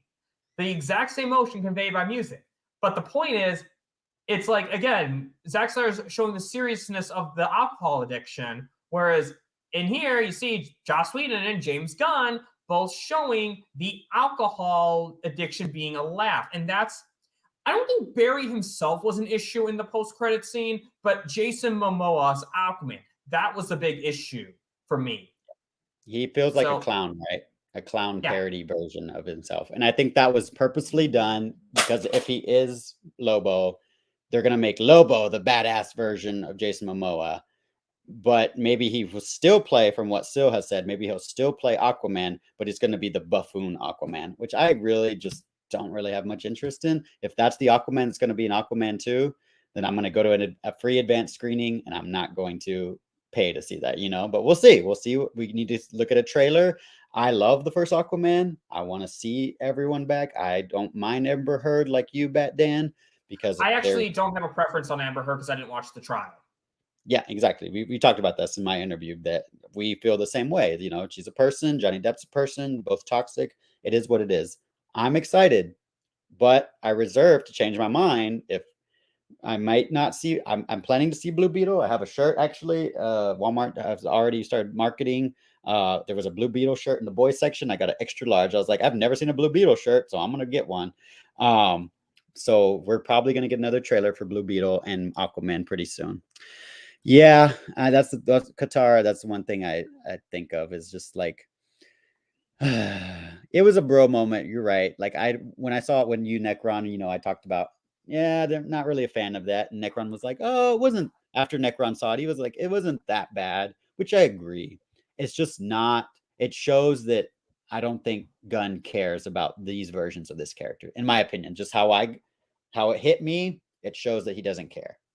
And it's interesting, like I said, that there's no Aquaman or Flash project on his DCU reboot, right? Because Aquaman 2 would come out and then his films would go. But part of it, I think, is the box office reception is how they're doing. Oh, right. Really? So that's interesting. You made Carter watch Flash. And oh, really? And I think you didn't really like it, Qatar, from what I saw, and I think in Sil's chat or maybe this chat or somebody. But I appreciate you, at least, even if you didn't like it, you gave it a shot, right? And that's the thing that I hate that Bat Dan, I know you've been going against people, is like people who want to boycott and start saying it's kind of the Josstice League, and then I question them, or Good Austin questioned them, or you question them, Bat Dan, and then they just no. You're just like, no, I'm not going to watch it because I know that. And it's like, okay, at that point, I'm no longer going to create discourse with you. I try not to. I've said this on Skystream. I'm not going to block people. If you're going to have an opinion that's different than mine and you can respectfully talk about it and voice it, cool. But what if you start like trying to spoil the movie on my comments and whatnot, and then just you're obviously being a troll, you will get blocked, So it's obvious he's shading all of our universe, right, Necron? Like, yeah, and I know Necron, you've been really like feeling it too, because Necron loved this freaking movie. We were talking about it in the parking lot afterwards. Like, I went to San Antonio on Monday and saw it with him, and he was rocking out with it. And he loved Keaton, he loved Batfleck, he loved Ezra, he loved Sasha, he loves Zod. And now to see this reception is just kind of like, I do think the post-credit scene undercuts the movie as a whole. Guys that I met at Full Circle, the names are Ryan and Ronnie. I've been texting with them. I've been keeping in touch with people, from Full Circle or just people in this community. And for majority of people, the post-credit scene does not work, unfortunately. And that's James Gunn's universe for you. So good luck, Gunny boy. Yep. And yeah, so unfortunately, that's like the only part for me that really drags the movie down. But I guess before we move on to the box office talk, last topic before the box office. What are the other thoughts? Just, do you have any general thoughts about the movie itself that we didn't cover yet? Anything? So, shout out to, I don't know her name, Maddie, the actress who plays Nora Allen. I had to write it in my review instead of saying it. I couldn't pronounce it. I don't know how to pronounce your name. I don't want to butcher it, but wow. And I mentioned this, I think, in our non-spoiler review, but in the limited screen time that she has, she is just so nurturing, so motherly, and instills in you the moral compass that she passed on to Barry in the small amount of time. It shocks me, Bat Dan, that she has barely any screen time, and that moment every single freaking time. Oh, yeah. She gets me right here. and she got my mom when I saw it yesterday. Shout out to you, Mom, if you're still watching. She got my aunt, she got my grandpa, she got my little niece. You know, like she knocked it out of the park with that performance. Who else? I could have honestly, like, I get why they were there, but Patty Spivak and Albert Desmond, they were cute.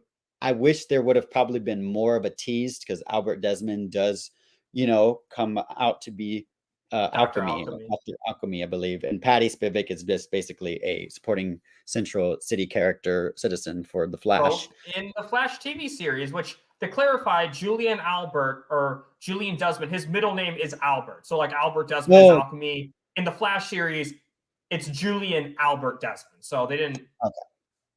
Sorry, I missed that. I forgot that part. Because I remember I still haven't finished. I watched the final season of Grant Gustin Flash, but after the Red Death arc, it just disgusted me so much that I haven't finished it to this day. But I will. I haven't watched past season 7, so. Okay, yeah, I haven't finished it. I will one day. I'm all in the Flash mode, but I'm in Barry Allen, Ezra Miller Flash. So shout out to all these characters, the Detective Singh even. Shout out to Christy Clemens. I loved her as Iris. In the short amount of time, she's charming, she's gorgeous, she's beautiful. Some people have said that there wasn't any chemistry there. I just love how she brings out that innocent virgin that is Barry Allen. We learn, and her performance brings out that bashful side of, do you want to dinner date me, Iris West? Thanks, I'd love to also. Like, and you had mentioned, you know, Ezra Miller possibly being on the spectrum. I have a nephew who is the biggest Flash fan ever, and he is on the spectrum as well. And so it breaks my heart that he's out of town with his mother. So he wasn't able to see the Flash with me and my family yesterday. But I explained to them why he bonds with Barry Allen's Flash so much. And my sister, after watching the movie, she's like, he's so Malachi. The Flash Ezra Miller is Malachi. I can't wait for him to see this so we can talk to him about it.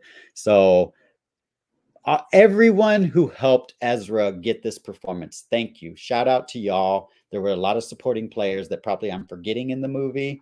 My friend Alex, who's probably not watching live, but you know, okay, when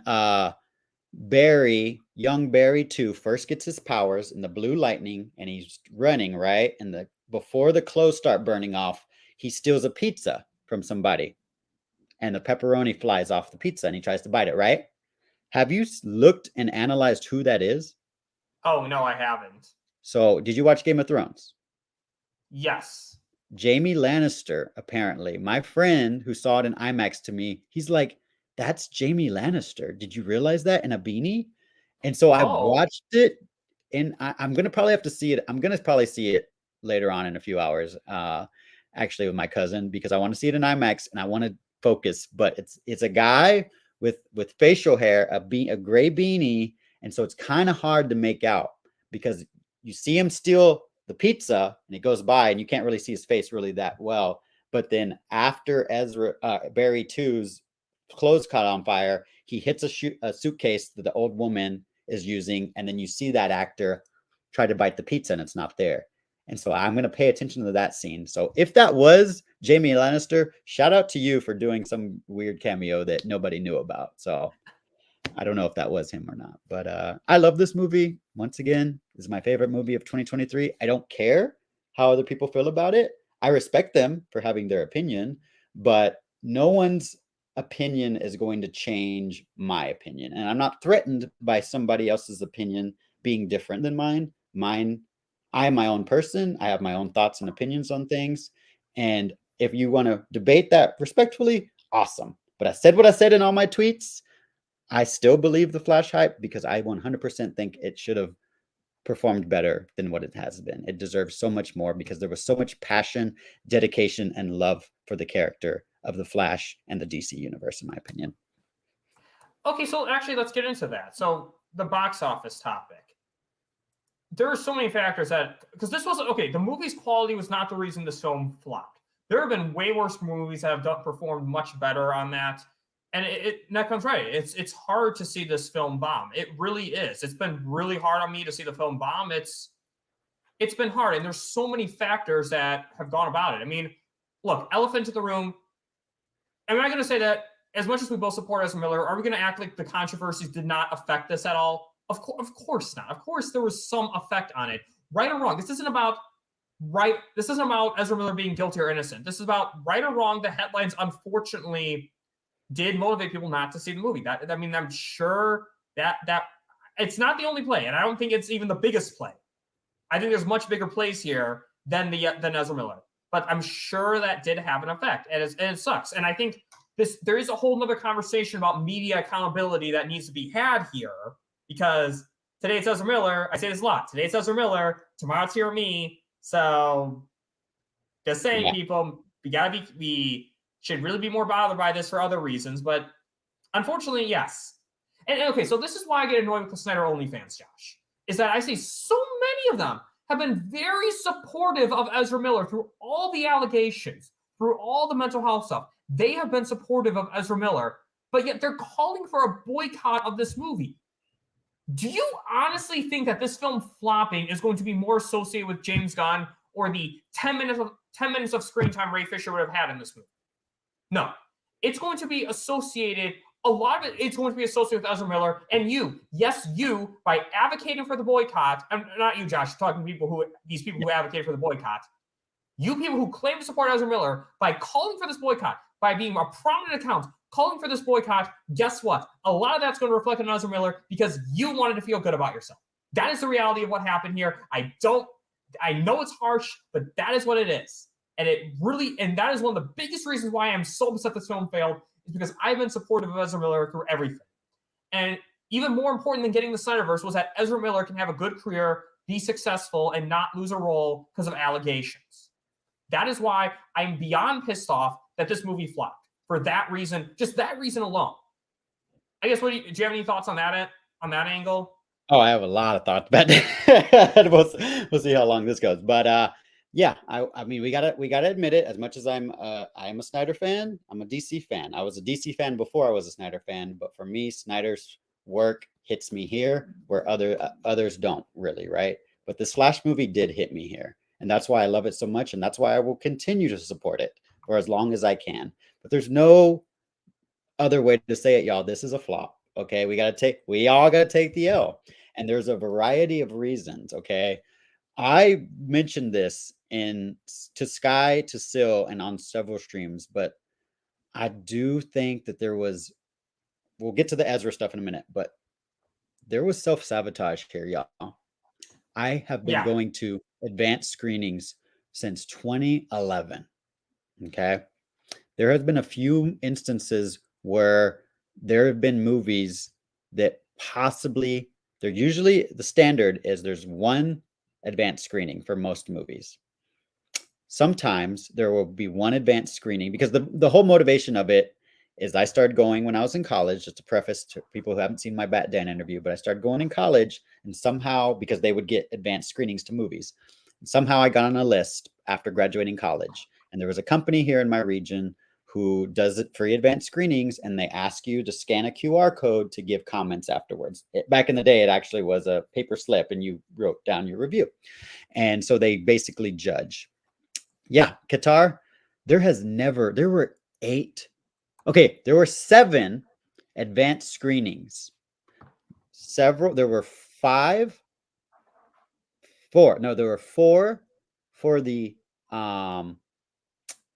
CinemaCon cut that me and Sky saw initially. 4 in my city. And I looked, because I could, on the link to sign up for them, it showed all the cities. So in every major city, there were like 4 of the test screen footage, right? Then all of a sudden something flipped, and then there were 3 for the final cut version. I was invited to all these, y'all. They were just giving these out like candy. Yeah. Okay. So I talked to Leon and Sky yesterday, and Leon was like, I don't know where you live, bro, but blah, blah, blah.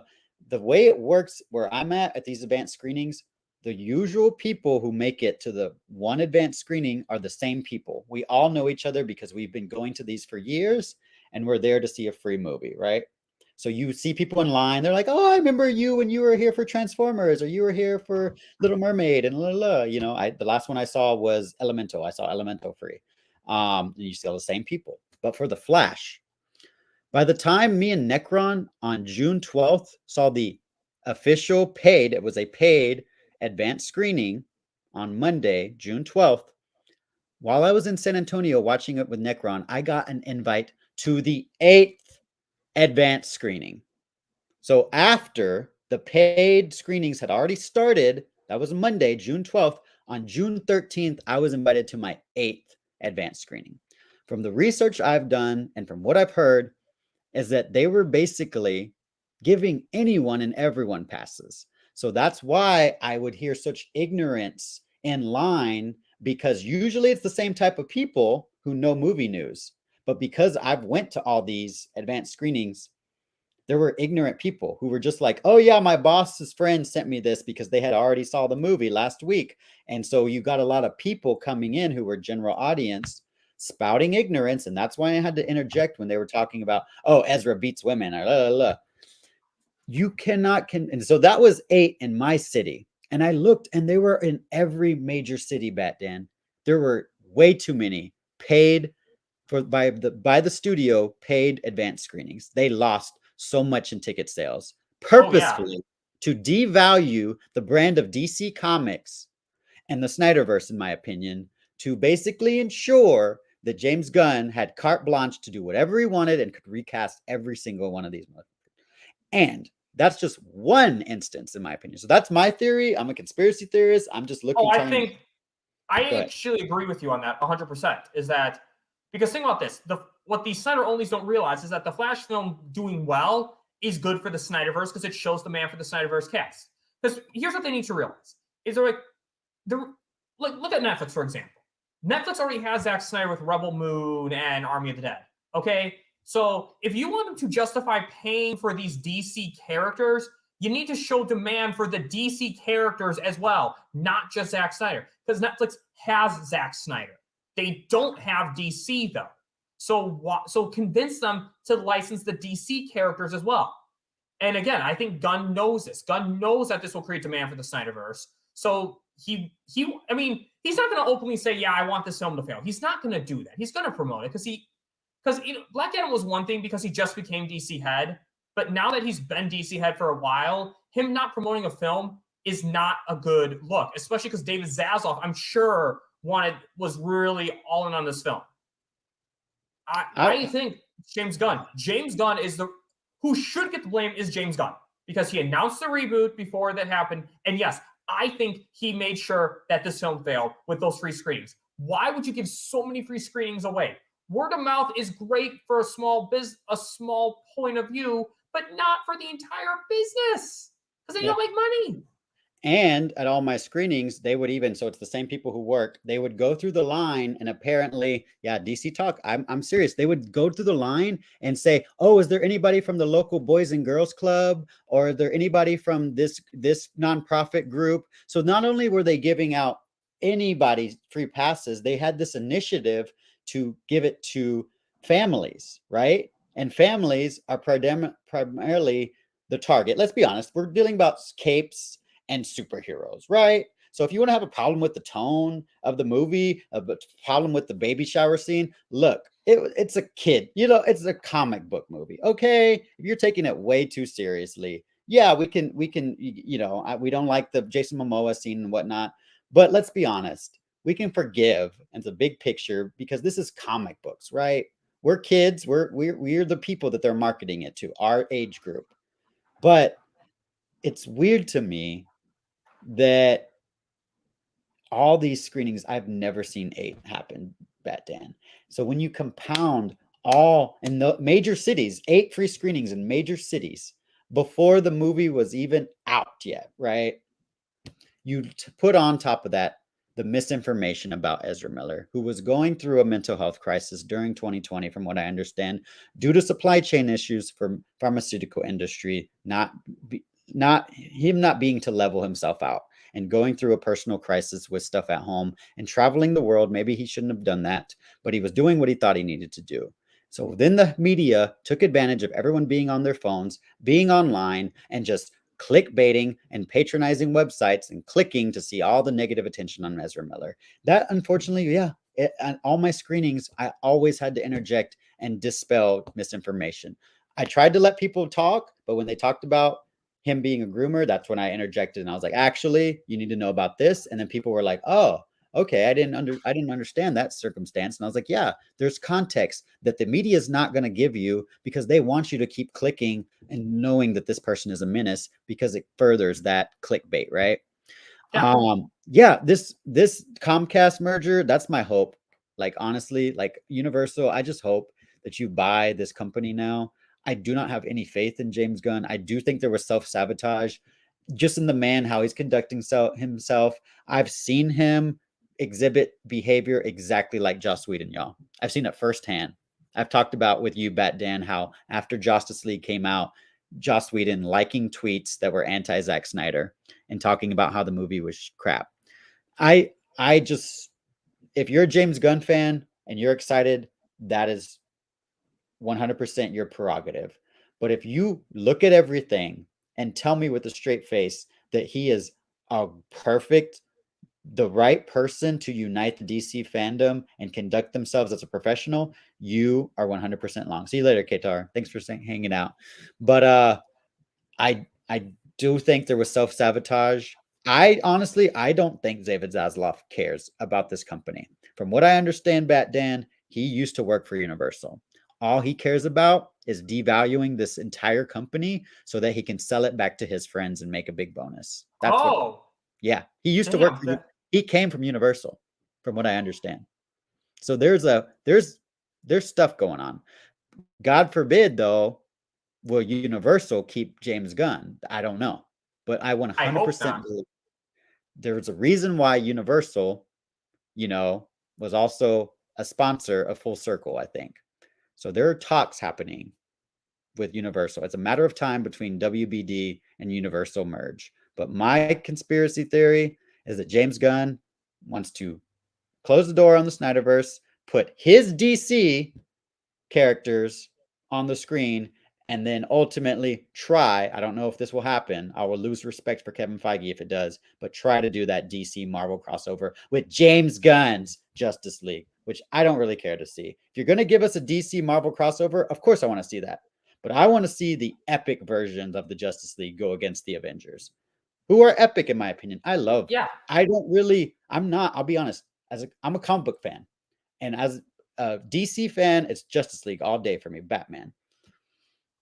Yep, exactly. Yeah. And that's what pisses me off, Necron. It's painfully obvious since BVS that these MCU only trolls are threatened by SnyderVerse existing. I'm dealing with it right now in a Comic-Con chat with this one troll who's very just like, I'm just putting information out there, and he comes back at me with just blatant behavior that is just a MCU troll, And I love the MCU. That cast is what makes me an MCU fan. But the way the fans conduct themselves, and especially James Gunn's fans, turn me off of that entire universe and make me not want to support those movies and films. And so the past few films, I've been underwhelmed. I only go to advanced screenings because of just how the discourse has been. I don't pay to see them because I'm just like, I go see advanced screenings of DC, but I also go and I recheck them out in IMAX format because usually the advanced screenings are just crappy. There's a crappy theater with not the best sound. So I watch them initially, but then I see them in the full premium format and you get the real experience. But I'm a conspiracy theorist, y'all. I try to be logical and I try to rely on facts. But just reading the tea leaves, James Gunn purposefully tried to make this movie fail. It doesn't help that the Ezra Miller misinformation was out there. But as far as the quality of the movie, Andy Muschietti, thank you, sir. Thank you, Barbara Muschietti. Thank you, everyone who participated. Thank you, Ben Affleck. If you want to boycott Ben Affleck as Batman and you call yourself a Snyder fan, you're not a Snyder fan, in my opinion. Okay? You boycotted Gal Gadot as Wonder Woman. You boycotted Zack Snyder's Flash. You boycotted... The ones that you claim to support? You boycotted an amazing movie. There's to feel good about yourself. Yeah, you're selfish. You're not a Snyder. And then I will tell you, when you talk about Snyder onlys, Bat Dan, I do think there's a lot of people posing as Snyder onlys. They're not Snyder onlys, but they're posing. And I've seen, Sky has mentioned this, so many accounts on Instagram, on Twitter, that have been 100% Zack Snyder fans. It is painfully obvious they have been bought and paid for and are now working for non-Zack Snyder fans. They're basically run by in my opinion. I think that's the problem, though, because I think like the prominent accounts, the problem if they're because I think there are a lot of Snyder onlys are real Zack Snyder fans, but they follow certain accounts. And because I mean, the things you got certain accounts, they were literally showing edited videos, like showing Ezra Miller, like they made it look like Barry Allen's putting a baby in a microwave for no reason, not like in the actual baby shower when there was a legitimate reason to do it, but they were actually putting like they reversed that scene where Barry takes the baby out of the microwave. They reversed that scene. And like people don't seem like when that's pointed out to them, they just ignore that. Like, well, whatever. It's like, no, that's not okay. They're going out of their way to make this movie fail. And here's my thing. I want to make this abundantly clear. If you are not interested in seeing a movie, that is fine. My issue is you're virtue signaling about not seeing it, shaming people who aren't seeing it, and going out of your way to make sure others don't see it. If you don't want to see it, that is your personal choice to not see it. But stop trying to force that onto other people.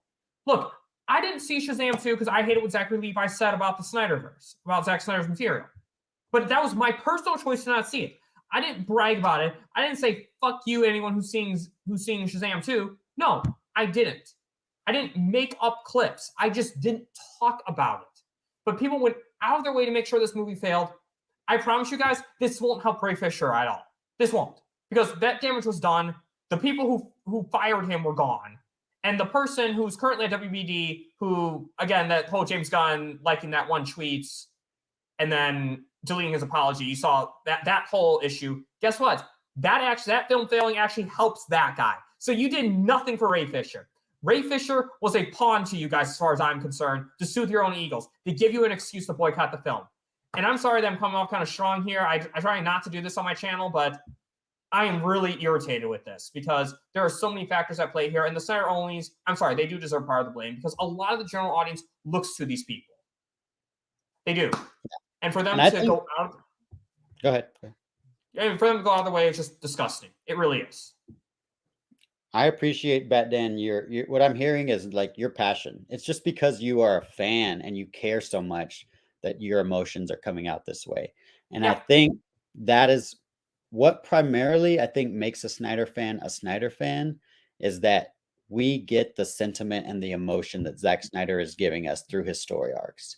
Some people laughed at the Martha scene, but some people are wired to be more emotional and invested than other people. So we have to understand that, right? If you didn't like Batman v Superman, that's cool. I have people who I care about, who I love, who didn't like it. One of my buddies who went with me to California, they didn't go with me to Full Circle, but they went to Full Circle and were so excited about the SnyderVerse after going to the event that they watched all the movies back to back, Man of Steel, BVS Ultimate Edition, and then the Snyder Cut. They loved Man of Steel. They didn't really like BVS. I did explain things to them more on why things happened in the world the way they were. And they like, okay, I appreciated it, but I can't say that I liked it like I did Man of Steel. But then they got to Snyder Cut and they loved it. So there's certain things about Zack Snyder's work I think that is very telling in my own personal opinion about a type of person. And a type of person is emotional and invested that is a Snyder fan. And so it sucks because emotions can be manipulated. One of the reasons why I love going back and seeing this movie is I like to have my emotions manipulated by Andy Muschietti's art and by Zack Snyder's art. I put that on, because I love that emotional journey that Zack and Andy has given us. But by boycotting, I'll be honest, I like I said, I don't care about James Gunn's DCU. I'm happy for Andy Muschietti to be given a gig, but honestly, I don't even know if that's going to happen now. I kind of feel like I remember being in line for The Last Jedi. I'm pretty sure it was The Last Jedi. And then reading that James Mangold was doing the Boba Fett. Or no, I'm lying. It was Solo. I was in line for Solo at the IMAX. And then I got a message that, oh, James Mangold is going to direct the Boba Fett movie. That was blatant posturing by the studio to try to make an announcement as a last ditch effort to get drum up a box office performance. I kind of feel like Andy Muschietti being announced in Brave and the Bold is that too. So now that this is flopped, even if you were an Andy Muschietti fan, I don't know if you're going to see that movie now. I mean, this is not a good. $55 million as projected. We are not through with Sunday. I'm actually going to go see it here in a bit, I think, with my cousin. But so hopefully there's more than that. But Juneteenth is happening tomorrow, and so there's a federal holiday.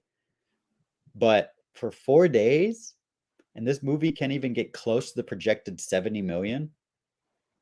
That's not good, y'all. That's not good. And this might be the legacy of the SnyderVerse, which I doubt. Honestly, if you're asking me, faith, Alfred, faith. It should not be reflective on Zack Snyder. He had nothing to do with this other than Andy Muschietti choosing to honor his work, but also talking with Zack.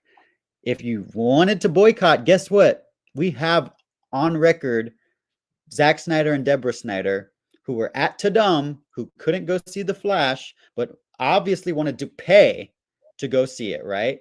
I'm sure they could have been invited to a free screening or seen it with industry friends, but they are saying they are going to pay to see this movie because they support Ezra Miller. At the end of the day, you got to look at the big picture. If you're boycotting because of Ray Fisher, that is your choice. I'm not one to tell you how to spend your money. I work a job, you work a job, so no one's going to tell me how to spend my money, right? All I'm doing on these streams and what Bat Dan does, it's called Bat Dan's Thoughts, giving you his thoughts and opinions. But if you say you're a Snyder fan and you boycotted this movie, you're not really a Snyder fan because this is Zack Snyder's Flash, 100%. This is his universe.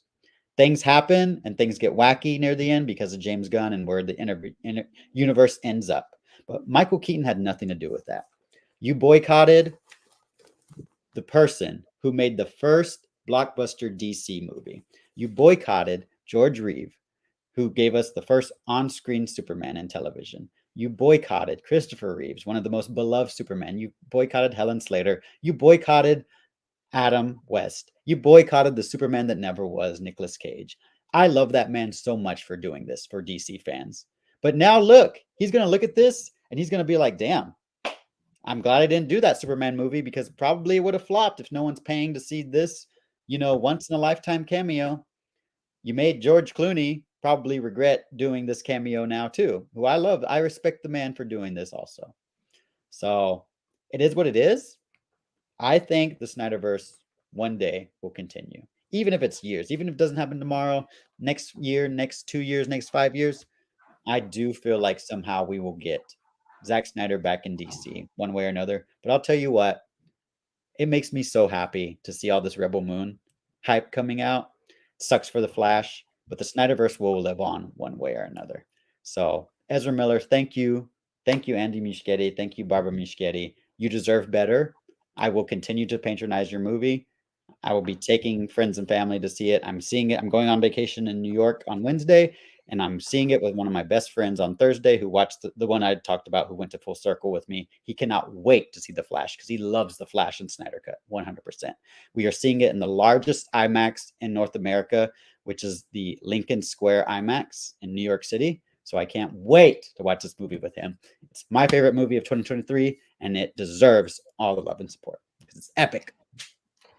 Well said. Well said. And again, there's also unfortunately the factors of the movie. And I hope that things, especially, I hope Ezra Miller can get work after this because I hope all the allegations don't get the full blame. Because, and look, I want to make it clear, I understand the objective of Cell is really just Zachary Edwards Snyder in live action.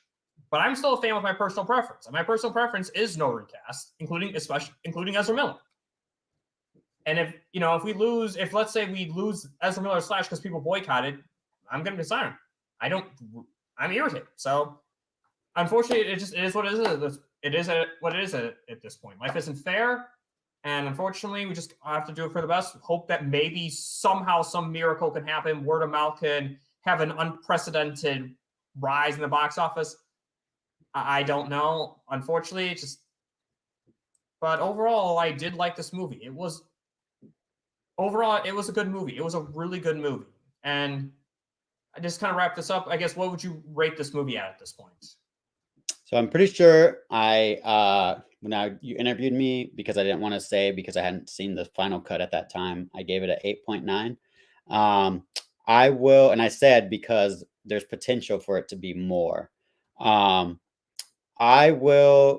thought about lowering it because I wanted to see more of reverse flat. Like I wanted to see reverse Flash. I wanted to see more cameos that were added. But I continue to love the movie. So as of right now, I'm going to keep my score for 8.9. And I really love this movie as well. I thought it was a really great movie, and Ezra Miller's emotion is really what carries this movie for me. Is that the lead was good. He had a good protagonist, and overall more good things about this movie than bad. Even the third act, even the weakest act, had some moments I really loved. So I think for that reason, I would give it. I said in my spoiler-free review between an 8.5 and a 9.09999. I would say right now, especially after seeing it a second time, talking with you, hearing Sil and Zod right here, just factoring all this in, I give it an 8.951364 out of 10.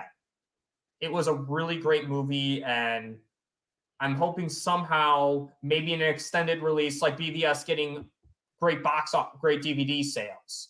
I'm hoping something like that can happen. I'm hoping that Ezra Miller can get work after this, because they are a good actor and deserve to get work. Maybe in Zack Snyder's Rebel Moon, maybe if we do get the SnyderVerse. So we just have to have faith. Go on. You know what they should have done, Bat Dan? Because this movie, considering how the developmental history modeled the Joss Whedon, Justice League drama, they should have done a freaking Wolverine, X-Men Origins Wolverine, and had multiple endings, in my opinion, right? But Gunny Poo is too threatened by a universe existing that's not his, that he had to cut it. So I'm all aboard us getting a campaign started. # release the Muschietti cut. Let's see that original ending. Let's see Henry Cavill as Clark Kent. Let's see Gal Gadot as Diana Prince. Let's see Keaton step out of that car, Sasha Calle alive and well outside the courthouse. And let's see Ben Affleck in the Speed Force calling out to Barry Allen. Because I think there's so much that was cut that we don't even know about, that it's been reported by Sasha Calle, and reshoots, like I said, with the tooth scene. I don't think this movie's done yet. And I don't think the SnyderVerse is completely done. I know Zack Snyder has a job, and I know his actors will be taken care of one way or another, even as Ezra is recast.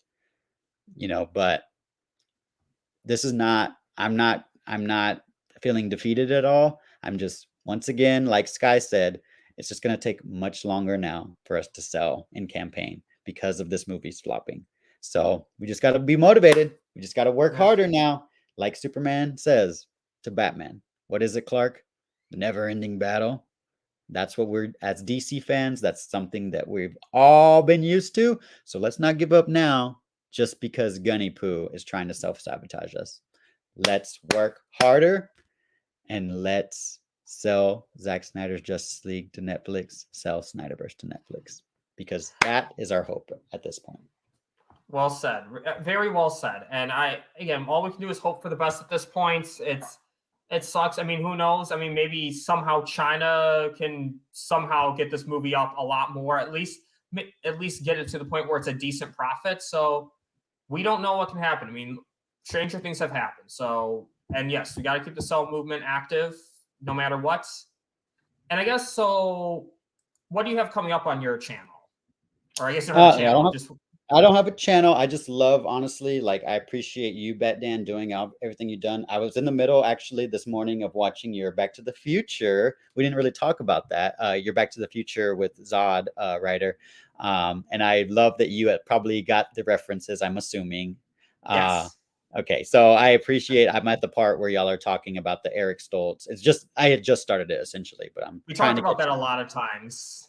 And I respect your views on SnyderVerse and the Flash movies. So I've been trying to, catch up on things when I can. So I just want to patronize, I just want to support you guys' channel. People have tried to get me to make a YouTube channel. It's just not something that I actually, I've spent nearly 4 hours with you, but I actually get very busy in work. I was working before jumping on here because work life is hell. And so talking about this and this geeky, nerdy stuff that, are fictional characters, and, it's maybe to some people it's stupid, it's exhausting, but we are people because of these heroes. For me, like, people, I'm not a religious person like you, Bat Dan, but superheroes are my religion. That is the moral lessons and compasses that help make me the person I am today. And those lessons inform me and remind me of the people that are important to me in my life, like my great-grandparents, like my mom, like my dad, like my aunt, like my nieces and nephews. It's because these heroes are good people and motivate me to be a good person in my daily life as a social worker to help others. So I don't have anything coming up other than continuing to be a DC fan. It's hard, I know, guys, being DC fans. I know. Guess what? I'll be honest. I'm a Marvel fan too. And I'm super excited for Comic-Con. I hope that this writer strike gives us a good panel. I don't know how James Gunn is going to do his promotion when he supports this writer strike. So we'll see. I will be at Comic-Con next month in San Diego. This Wednesday, I will be out of town on vacation. Like I said, to New York City. I will be in Gotham City. So look out for this if you see me around, celebrating my birthday on Saturday. But until then, if there's any streams, I will be probably popping in the chats if you do one, Bat Dan, if Sky does one, if Still Nation does one, or anybody. I'm going to try to be around and support you guys while I'm away. But I will be back on the 27th to hopefully participate in more campaigns. I won't be able to do cartoons and cereal. I guess it's probably this weekend because I will be out of town. But I will try to pop in and support if there is one. So thanks for having me, because it's important for someone like you to share their passion and their love for entertainment and pop culture, because that's what we need more of. People sharing love and not negativity and ignorance. Thank you, Josh. Very well said. And I, I was with you. I was like you too at one point, just kind of going on other people's shows and eventually just start my own channel. Just, and again, if that's just what you want to do, that's also fun too. Just going on other people's shows. It's a lot less work. I can tell you that. That's selfishly what I was like. I gotta put on my costumes and everything. I'm like, oh, I'll just do that. Let Bat Dan do all the chats and super chats. But I love this community, and thank you guys for hanging out in the chat and hearing us geek out and nerd out over an amazing movie, because it's my favorite movie so far of 2023. It was really great having you on. And I guess from my channel, I don't have too much coming up at this point. I was kind of put it all into the Flash Hype movie series I was doing. I may do some post stuff with this Flash movie, and I probably will do something with the Rebel Moon teaser. I guess we got a teaser today, so I'll try to cover that at some point. But overall, I'm really hopeful that things can still be good for DC. And do you agree with what Josh and I said? If you're watching on replay, comment in the comment section. Let me know. And if you like this video, please like, share, subscribe, hit the notification bell so you never miss another episode. And lastly, have a bat-tastic day.